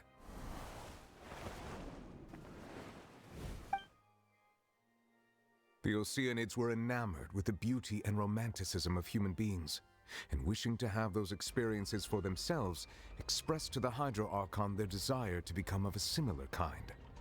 However, even though water as an element is intricately linked with the power of life, the Hydro Archon, as one of the 7, did not possess the authority to create a new form of human life. Not one to give in, she eventually found a way to create permanent humanoid bodies for her familiars by appropriating the power of this planet's primordial sea. She poured primordial seawater into the Oceanids' blood vessels, creating humanoid mimics in the process. But if Fontainians were to ever come into direct contact with water from the primordial sea, the power within their bodies would escape these artificial restraints and return. Of course, the Hydro Archon never received permission from the heavenly principles to create a new human race. And thus, the Hydro Archon and all of her creations came to shoulder the original sin of appropriating the power of the primordial sea. That is the true history of how the people of Fontaine first came into being. So we were all Oceanids before we turned into human beings? That's way too much information for me. I think I'm just going to pretend that I never heard a single thing. Wait, but if that's the truth, we can't let the Hydro Archon be sentenced to death. After all, her only sin was creating us. This really might be too much information for your regular Fontainian. Alas, your hypothesis regarding the 3rd and 4th stone slates was inaccurate. The slates' respective positions are, in fact, correct. A key point of the visual on the 3rd slate is how all the individuals depicted in the water are humans rather than Oceanids. They have not been dissolved, which implies that the water depicted in this slate is not water from the primordial sea. The nation of Fontaine is the nation of Hydro, as well as the nation of trials and justice. Instead of being the literal element, the water in the scene symbolizes judgment and justice. You may also recall Navia's experience. When she fell into the sea, her consciousness was surrounded by that of many others who intended to hold a trial to determine her fate. Therefore, the meaning of the 3rd slate is that the people of Fontaine shall try the Hydro Archon at the court of justice. Yes, it refers to our present situation. I think I'm following now. So, what you're saying is, even though we decided to put on this trial to avoid fulfilling the prophecy, in truth, everything we've done has happened exactly as the prophecy foretold. So now, it seems, we're the ones making sure it comes true. What should we do? Huh. No matter what, the prophecy will be fulfilled. If that's the case, does that mean the scene in the 4th slate will also be fulfilled soon? Traveler, I would like to point out another small fallacy in your deductions. About the 4th slate, you probably thought that the eruption of primordial seawater beneath the fortress of Meripede served as the surest sign that the prophecy was about to come to pass, yes? However, I believe that rather than being a sure sign, that eruption could in fact only be a small warning of something far worse to come. As for the root cause of the catastrophe, I believe you've already encountered it once before.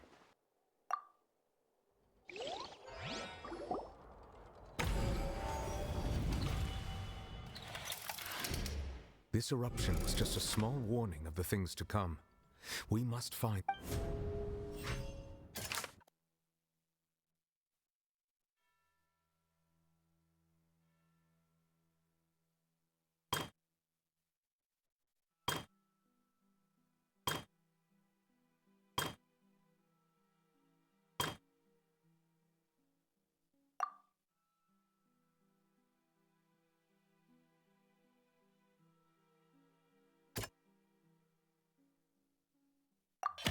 It was both dream and reality.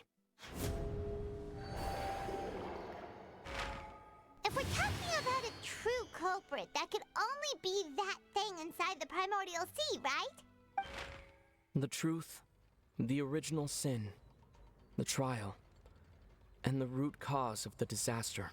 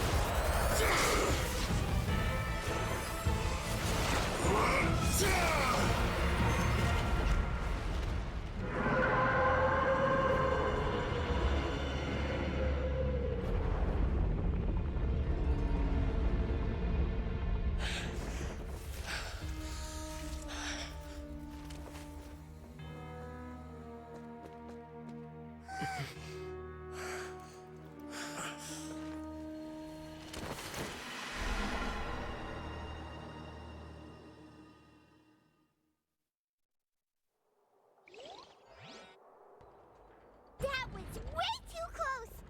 How did that thing just burst into the Opera House? Wait, was that the huge whale you saw in your dream? So we've met it at last. I understand very well why it has chosen to make an appearance here. That whale does not belong to Tevat. It is a monster that has traversed the stars, weeping all the while. It has been greedily consuming the energy from the planet's primordial sea, using it to grow. That is the main cause for the rising sea levels. And once it has finished consuming all of the energy contained within the sea, its next step will be... You said that when the Hydro Archon first created Fontainians out of Oceanids, she filled their blood vessels with primordial seawater. Precisely. That whale finds the blood of Fontainians nigh impossible to resist. Therefore, when it left the primordial sea, it decided to make its next stop a packed opera house full of food. Food in the form of Fontainians. We just barely managed to push it back, right? In that case, won't it come back to target the people again once it's managed to recover its strength? That is correct. Indeed, it is more accurate to say that we should thank that Harbinger for buying us some time. Without him, the whale would have likely come onto land far sooner. From the way he looked, he must have been fighting the creature for quite a long time. That battle maniac! We've always known that he had a special connection with that whale, but we definitely didn't expect it to help us out like this! Anyway, now that we know that this whale is the actual cause of the disaster recorded in the prophecy... It is too late. It had already absorbed too much of the primordial sea's energy before we could notice it. At this point, it has become practically integrated with the sea itself. Even if the entirety of Tevat were to be destroyed, it could still survive and swim off towards some other world. That's not something I will accept. We've already done everything we can, and we even found the true culprit. We've come so far. You can't just tell me that the last hurdle is some impossible foe. That's just not fair. Indeed, that's not how a grand performance should end. I'll fight it to the end, no matter what. So the prophecy will be fulfilled no matter what, huh?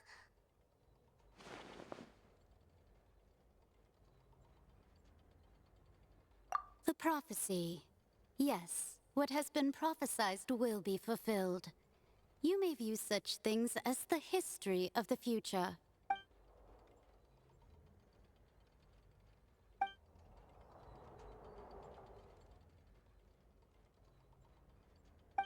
Just as prophecies are usually only the future as seen from the perspectives of the gods, could things be happening in hidden corners where the gods' gaze does not fall? Ultimately, fate shall serve as your only guide, no matter what will happen in Tevat's future. All you need to do is to play your part.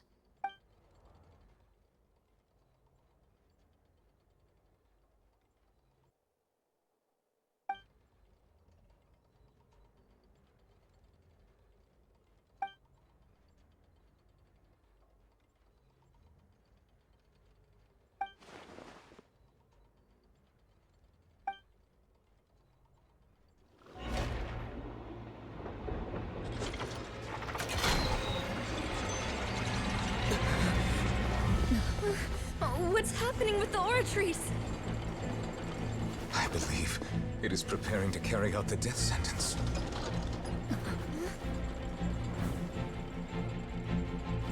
Furina!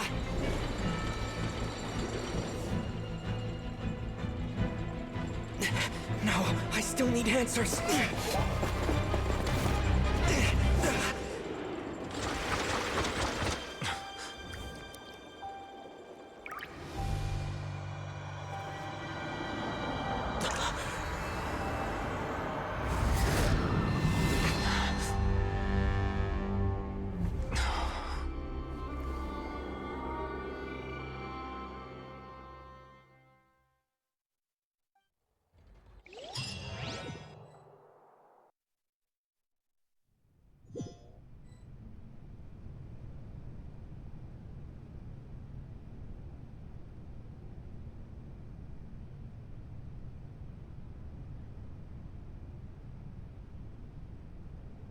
You...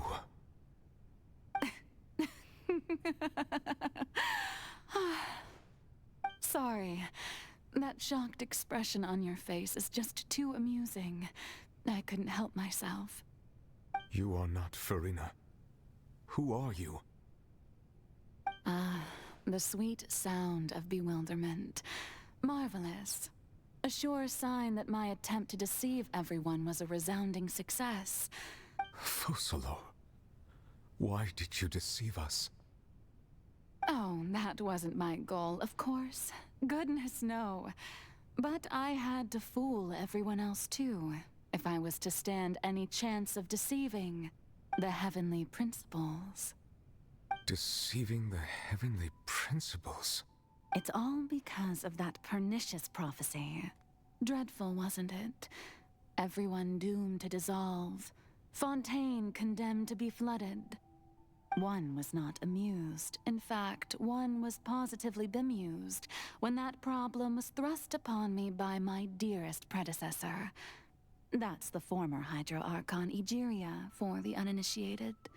She knew full well that the prophecy would surely come to pass. And as one of the seven, she also knew full well that one defies the heavenly principles at one's peril. So yes, as you have no doubt surmised, it was a rather impossible situation that I found myself in. I spent a terribly long time mulling it over, alone on the ocean floor. And I was almost growing barnacles by the time I finally realized there was only one possible solution to this confounding conundrum. I had to outwit the heavenly principles, allow the prophecy to be fulfilled, ostensibly at least, while saving everyone at the same time.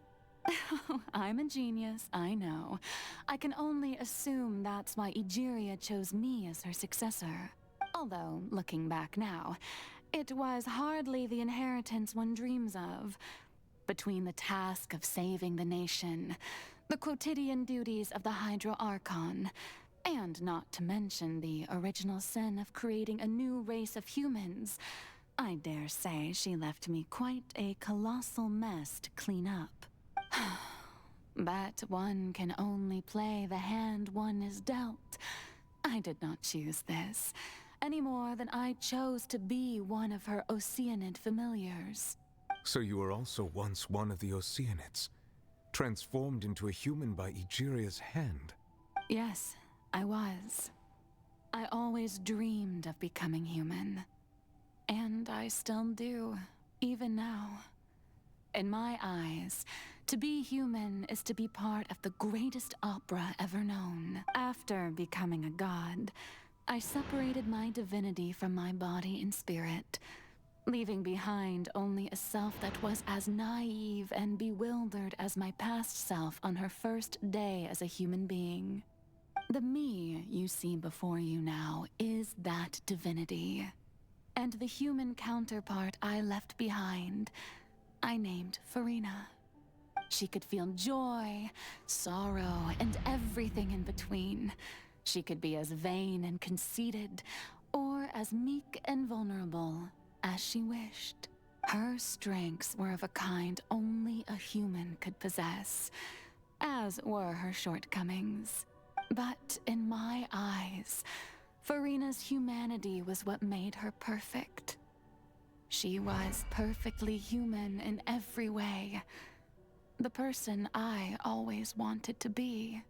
Anyway, so then I cursed her. All part of the plan, of course. The plan to deceive the heavenly principles. Do you still remember the final scene of the prophecy? The Hydra Archon alone, weeping on her throne. In order that the prophecy might appear fulfilled, I invited Farina to be an actress, to play the part of the Hydra Archon in the prophecy. Under the curse I placed on her, so long as I, Focalor's divinity, continued to exist, she could not die. But nor was she free to live her life in the pursuit of happiness. Instead, she was forced to take the stage in the opera house, to embrace the role of leading lady, to forever play the part of the god from the prophecy, all to create a deceitful appearance of that prophecy coming to pass. I suppose now you probably understand why your court is called the Opera Epiclese. But Farina is only human, isn't she? Even though she has had a long life, her mind is no stronger than that of any other ordinary human being. I cannot begin to fathom what she has had to endure. It must have been torture for her. It has indeed. Fontaine has just lost its Hydro Archon. I need you to play a role, that of the new Archon. Play as a god? That's right. You must begin a never-ending masquerade. You must never let anyone suspect your identity. If you can keep it up, then I shall have my way of defying this prophecy. But should your identity be revealed, then all hope will be lost.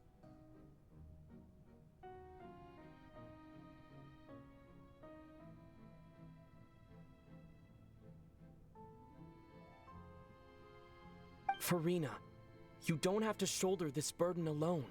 Although I don't know what you might be keeping from everyone, your people are more than willing to share your burden with you.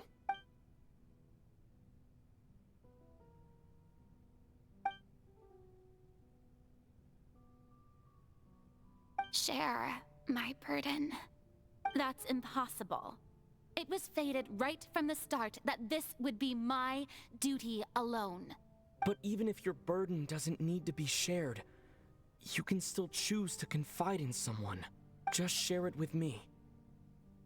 I'm what you'd call a witness. A witness? Yes. I've heard that you came to Tevat from beyond the stars, yes. In other words, you never belonged here. And if Tevat is, in its entirety, a show on a stage, then you're just a spectator, aren't you? If that's the case... He's right. I could confide in him, couldn't I? But if things don't play out as expected, the people of Fontaine will be the ones to pay the price. No, Farina, you shouldn't be selfish. But what if it's really all right? Farina, you've worked so hard for so long. Is it such an outrageous thing to do anyway? To find someone in whom you can confide your frustrations and sorrows? If you let this opportunity slip through your fingers, it might never come by again. Think about it long and hard.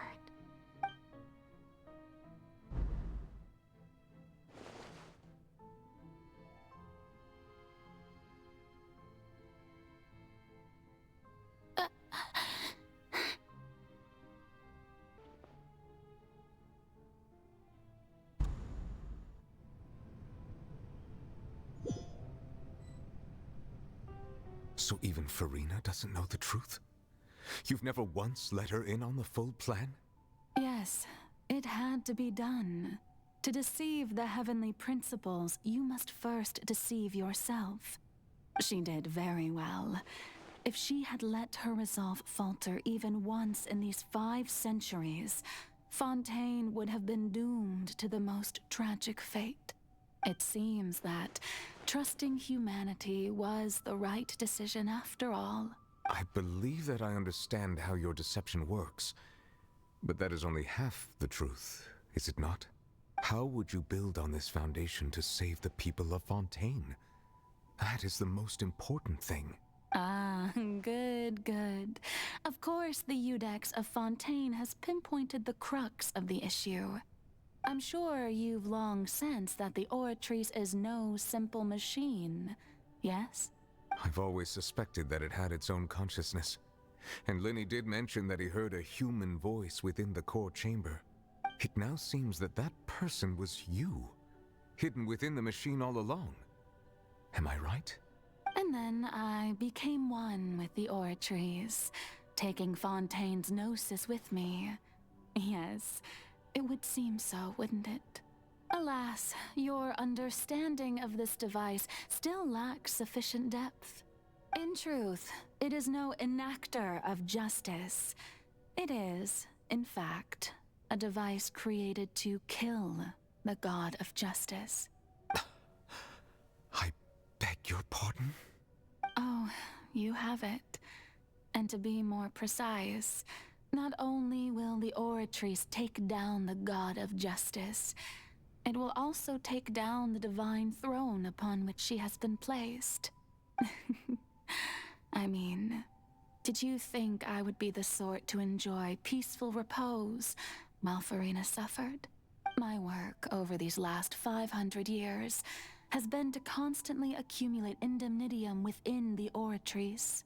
But really, some have already discovered that only a small fraction of the energy generated by the device was ever used to provide power to Fontaine. The vast majority had to be, accumulated to enact this death sentence. It was all a part of your plan, then? Both the trial and the sentence? Indeed. This power, accrued over 5 centuries, could have sustained Fontainians for millennia, had it only been used for that purpose. Almost all of it has now been stored within the Oratrice. But only power of this magnitude could hope to destroy the Hydro Archon's divine throne, shaking the rules established by Celestia, and breaking through the institution that is the Seven. So the Oratrice's call for death was for neither Farina nor Focalor, but for the Hydro Archon. The destruction of that divine throne. If I do not misunderstand your intent, you must be... Returning what's rightfully yours to you, of course. In other words, this was all done to return the authority of the Hydro Archon to the Hydro Dragon of this planet. But...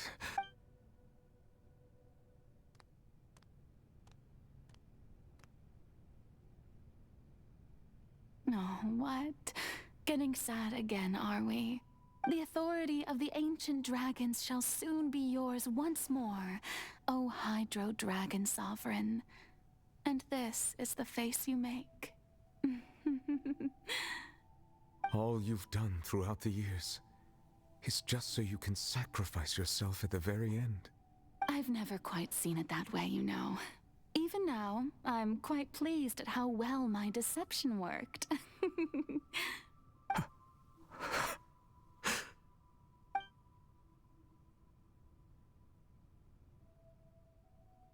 Hydro Dragon, don't cry.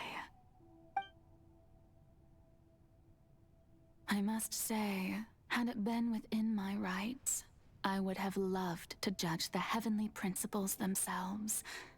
Were they not guilty of essentially the same crime?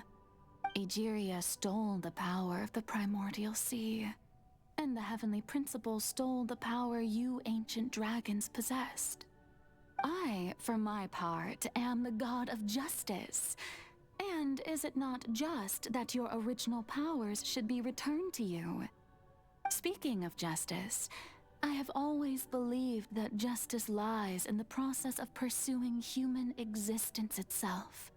So, if the theft of the primordial sea's might was Fontaine's original sin, then, leaving matters of procedural right and wrong aside, the descent of the Fontainians as humans and their right to exist in this world would be Fontaine's original justice. In other words, existence was Egeria's justice, and to me, justice is the continuation of that existence, defying the prophecy and ensuring that Fontaine's people shall live on. That should be the justice enthroned over all others. At this point, we, whether it be myself or all other Fontainians, have shouldered the burden of this sin for far too long. Judex Nervillet, the highest judge in our land, when you regain your full power as an elemental sovereign, what verdict shall you pass upon us? So when I was invited to the court of Fontaine to serve as Judex, I see now that that was your idea too. At last. I now understand the true purpose behind this position. In the beginning, I was uninterested in human existence. But these 5 centuries of living alongside them have gradually brought about mutual understanding between us. You are a devious one, Focalor. Things being as they are, surely you know that I could never declare them to be guilty.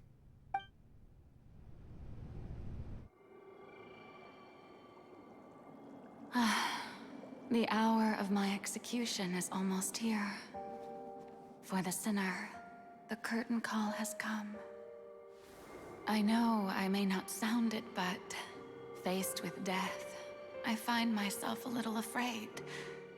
Perhaps this is one thing both gods and humans have in common.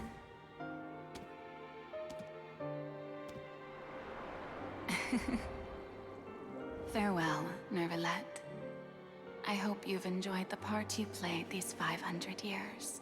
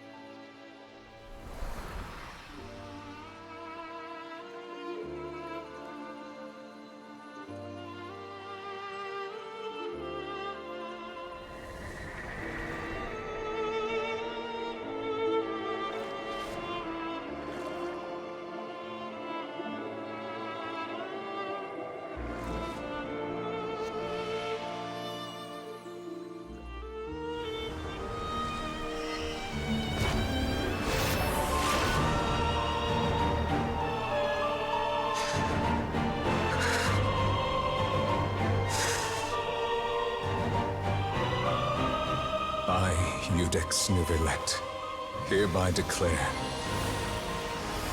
people of Fontaine, your sins are forgiven.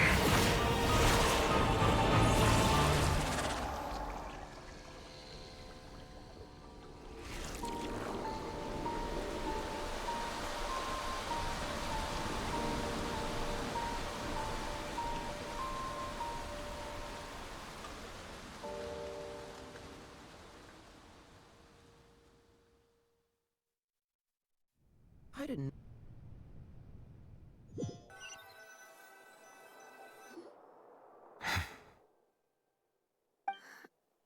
What just happened?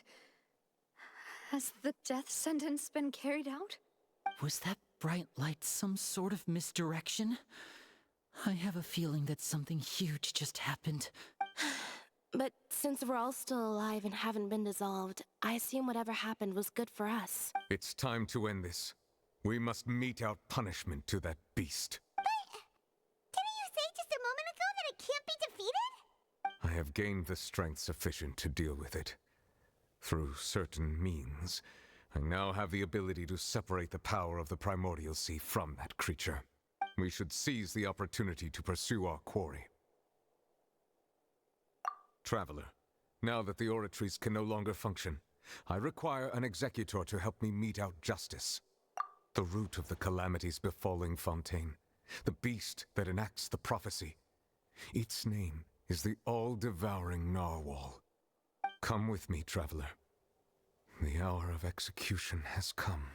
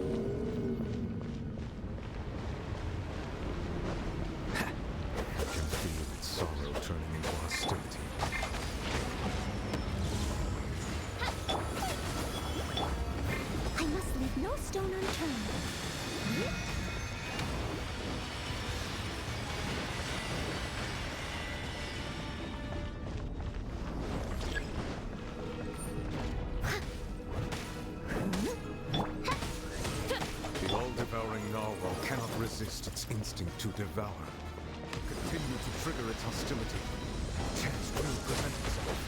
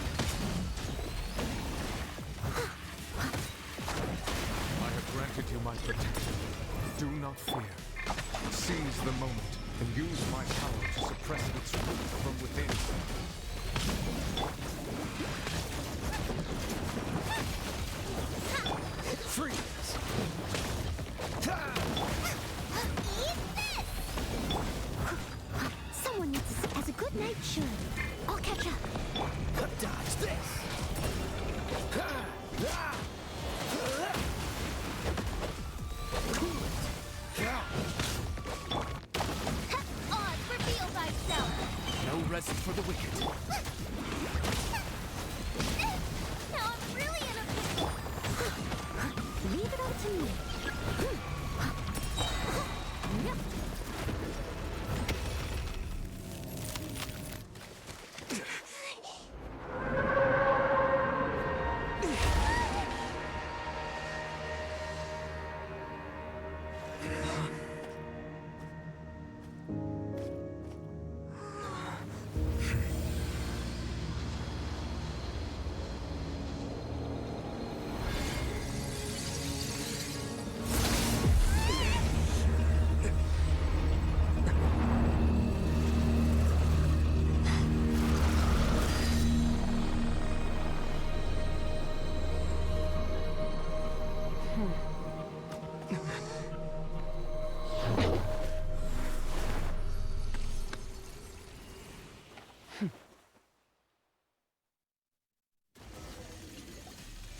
Thanks for helping with the cleanup. It should have been my job, but... oh well. It was just supposed to be a short private training session for me. I didn't think that my disciple and my master's pet would start brawling in the meantime. Well, actually, I had a feeling that it would happen at some point, but they bumped into one another earlier than I thought. What a blunder. I suppose I'll have to swing my sword 3 million times as penance. That power. Who are you exactly? Paimon has an idea. From what she said earlier, she must be Child's master. Skirk, right? It's just that he gave us the impression that she was the less talkative person. I simply did not have anything to say to the weak. But you, on the other hand, managed to defeat the all-devouring narwhal without using power from beyond this world. So you may speak to me as equals. I have to agree. It's a strange use of a planet's primordial waters just to raise an all-devouring narwhal. That kind of power is wasted on it. It's not cooperative. It eats too much. And I have more important things to do with my time than pet sitting. The only thing that creature has going for it is its looks. All in all, it fails as a pet. Miss Skirk? I think you might have missed the point. The point being? Well, being that this pet almost destroyed an entire nation. So what sort of person is your master? Well, Child's master's master. Wait, is that right? Oh, right. So you don't know him. Sorry, I assumed you did. His name is Sertologi. Huh? I am unfamiliar with that name. Huh. So Master isn't sufficiently famous. How should I describe him then? Have you heard of the name The Fowl? The Fowl? Still nothing? Well, how about the Visionary? Vetterfulnir then? Or Gold Rhindaughter? Ooh, that one we've heard! Rhindaughter's part of the Hexen Circle. She's Albedo's mom, right? Oh, so you do know that name. To be honest, I also heard all of those names and titles from my master. I don't actually know them either. But I suppose you understand now, yes? My master is likely a similar sort to Rhindaughter. They are both pursuing some form of perfection. Wait, didn't you also mention a visionary person? Paimon didn't quite catch their name. Actually, never mind that. I believe it expedient to inform you that the all-devouring narwhal used up nearly all its strength fighting you. Such roiling hydro energies will prove difficult for the planet's deep seas to digest. As such, the Fontaine back on the surface has most likely been thrown into chaos. In other words, the prophecy that you've been fretting over should now be in full swing. What?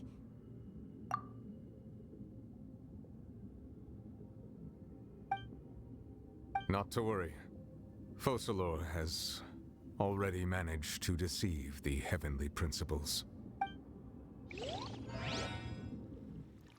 In the end, the people will all be dissolved into the waters, and only Farina will remain, weeping on her throne.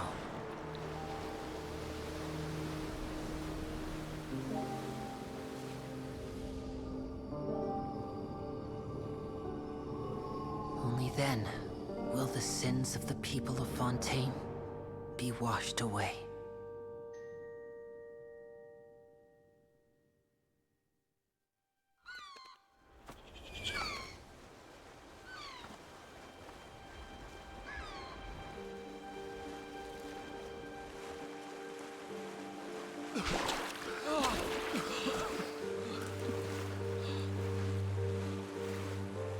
Hey!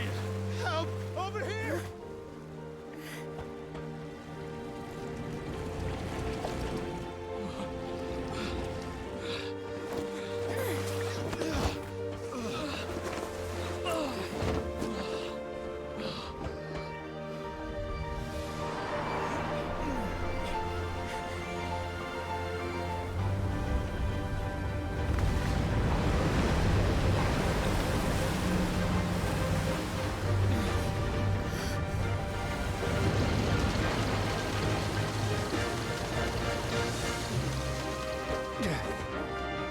Guards, initiate emergency rescue!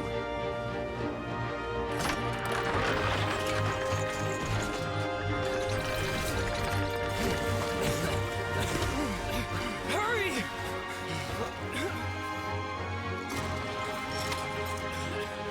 Hey, lend a hand!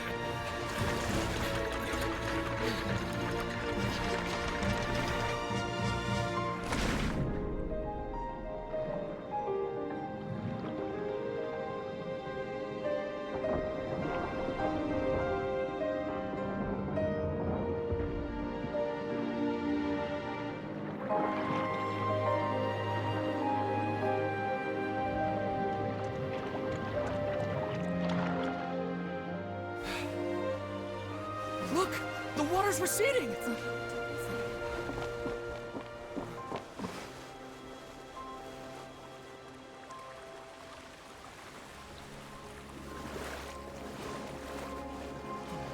It's a miracle! Water's receding.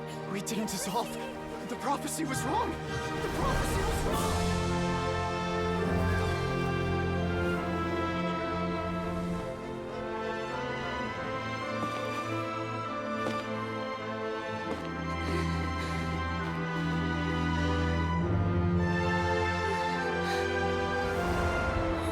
Are you all right? We're saved. The prophecy was wrong.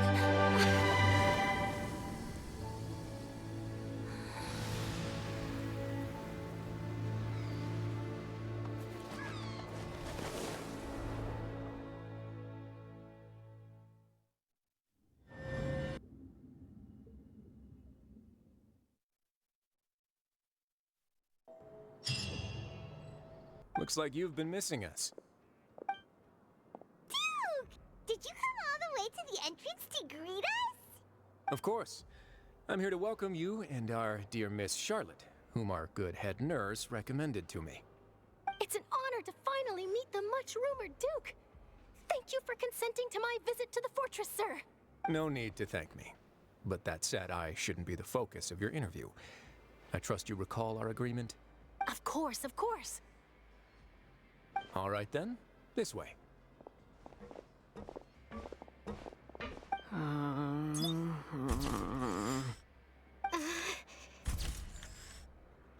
Well, well, what do you know? Come to the docks to see how my children are doing and meet the traveler by chance. Are you going to take the Gnosis back to Snezhnaya? That is our duty as harbingers, yes. Don't be too preoccupied with sides. The goal of the Fatui concerns not a single place or person, but the entire world. With such a grand goal in mind, it is inevitable that we must wear many masks. Switching my masks is something I've always done. Well, that depends on many things. No one truly knows what the future holds. What good is honesty if you can't rely on it forever? As for you, I very much look forward to our next collaboration. Good things cannot be achieved alone, and you've proved yourselves to be great partners. A vision? All right. I'll remember to return it. Thank you for keeping it safe for him this entire time. And that's a wrap for me. Huh? You're... Greetings, Miss Journalist.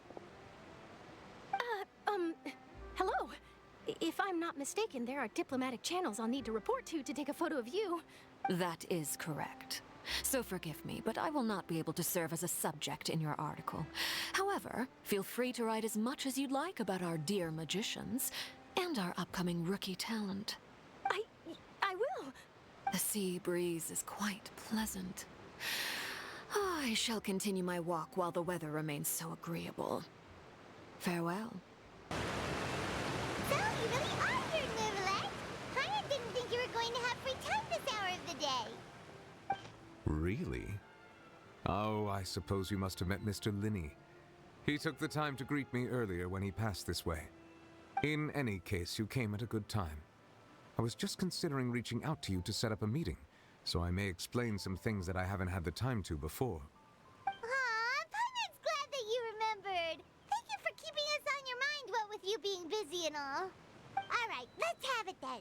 How was Fontaine actually saved? The whole business is still quite the mystery to us. It is strange how words can often leave a bitter taste in the mouth when it finally comes time to say them out loud.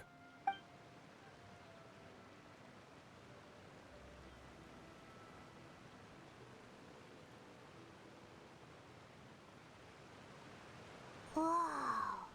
So that's what happened? Focalor destroyed the divine throne of the Hydro Archon and restored your power to you, transforming you into a fully fledged elemental dragon sovereign. But Paimon still doesn't quite get what you did to save the Fontainians from dissolving. For me, the authority of the ancient dragons refers to absolute control over the hydro element. Fontainians were incomplete humans born of Egeria's use of the power of the primordial sea, with constitutions similar to that of mimics. But so long as those primordial energies remain within them, I could use the ancient dragon's authority to grant them true blood, after the fashion in which life was first brought into being on this planet. In other words, when I gave my verdict, Fontainians became true humans, and thus would naturally no longer be dissolved by water from the primordial sea. Focalor must have counted on you to make that decision as well. Your verdict was the key to making the prophecy appear to have come true while saving everyone. Yeah, and in a manner of speaking, Focalor finally managed to fulfill the original Hydro Archon's wish to turn Oceanids into real people too! It seems from your expressions that you still have more things you wish to ask. Ask away. I will tell you the truth as I know it. Hang on a sec. Paimon's still got a question about the Gnosis. When we spoke to Linny earlier, he mentioned that your attitude towards giving away the Gnosis had clearly changed. We guessed that there might be some reason for it that only you were aware of. No wonder the House of the Hearth is the Fatui's intelligence division. They are certainly sharp. So regarding this specific issue, I was just getting ready to share something with you. What is it? In truth, I exchanged some further words with that lady named Skirk after sending you two back to the surface. It went something like this.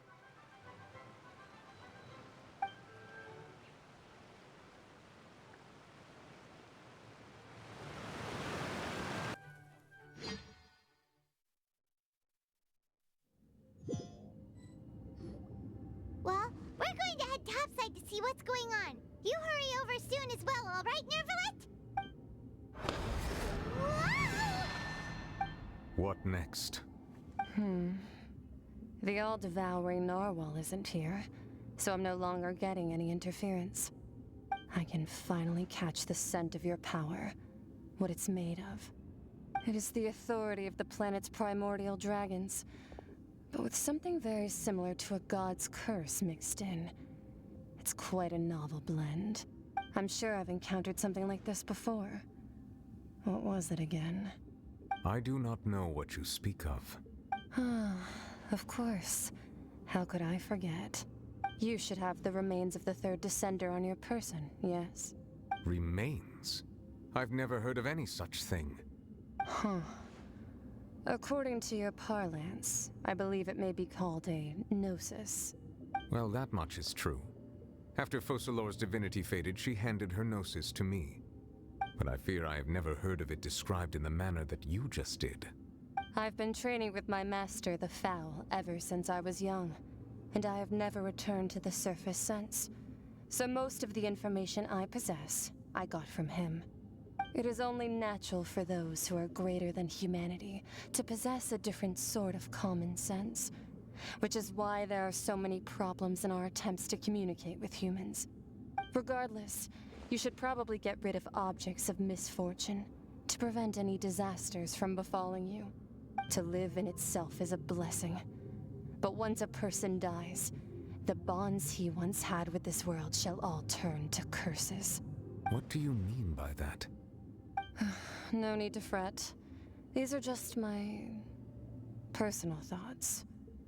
and my reason for no longer wishing to return to the surface. This third descender you refer to, who are they? And when did they die? Master never mentioned them to me. Perhaps it just wasn't that important for me to know. If you're interested, though, I could ask him. I'll be sure to pass the answer on to you next time. Next time? You believe we will meet again? I do. Wait. I have a disciple of my own, don't I? He can be the messenger then.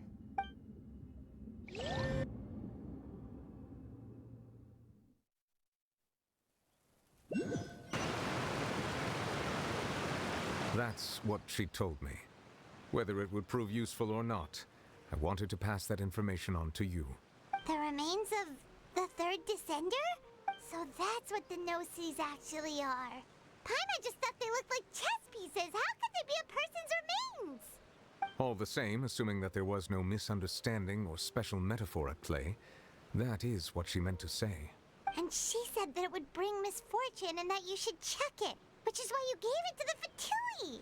If she speaks the truth, then I would simply be putting Fontaine at unnecessary risk by keeping it here.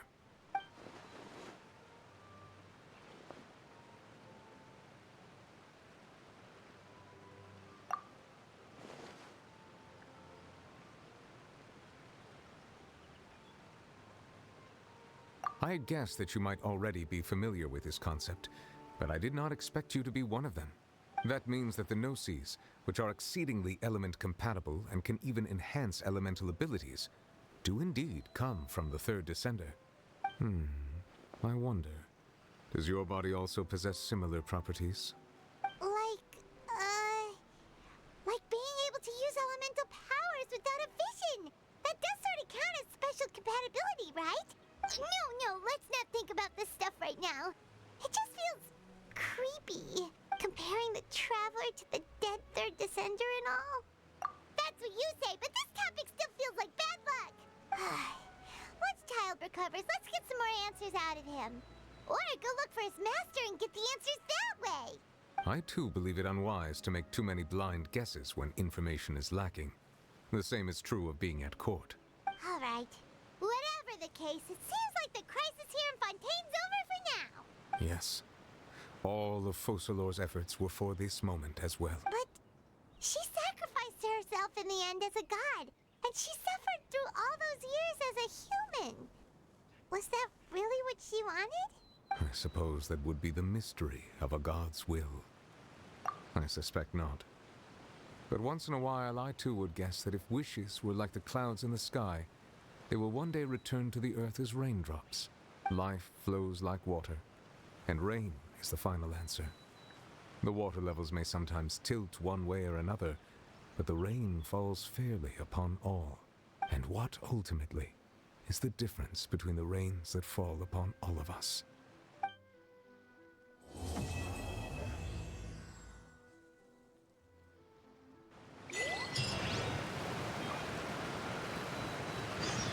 Și actul ăsta a fost terminat, Masquerade of the Guilty, actul 5 din Archon Quest Fontaine e încheiat. Ne-a oferit foarte multe detalii despre istoria Fontaine, cum a fost pus acest blestem asupra lor și cum a fost înlăturat. Nu vă zic acum ce s-a întâmplat exact, pentru că ați văzut foarte multe. Ceea ce aș lua eu o notă mai importantă este că Gnosisul Hydro nu a fost, așa cum am așteptat eu, în fortăreața din Meropid, ci a fost tot timpul în posesia acestui adevărat Hydro Archon, Focalors, care a fost condamnat la moarte, mă rog. Însă i-a dat acest Hydro Gnosis, i-a dat lui Nuvilet, iar Nuvilet l-a dat lui The Knave. Deci, în momentul de față, Fontaine stă foarte prost în ceea ce privește ca națiune. N-au Archon, au doar un Dragon care conduce în persoana lui Nuvilet. N-au Gnosis, Gnosisul lor este la țariță acum. Și urmează actul 6, Bedtime Story, E un arc mai scurt, pe care o să facem în același video, o să facem un temple ca să sărbătorim intrarea în Natlan. Și cu asta v-a lăsat, noapte bună, ne vedem mâine la Bedtime Story.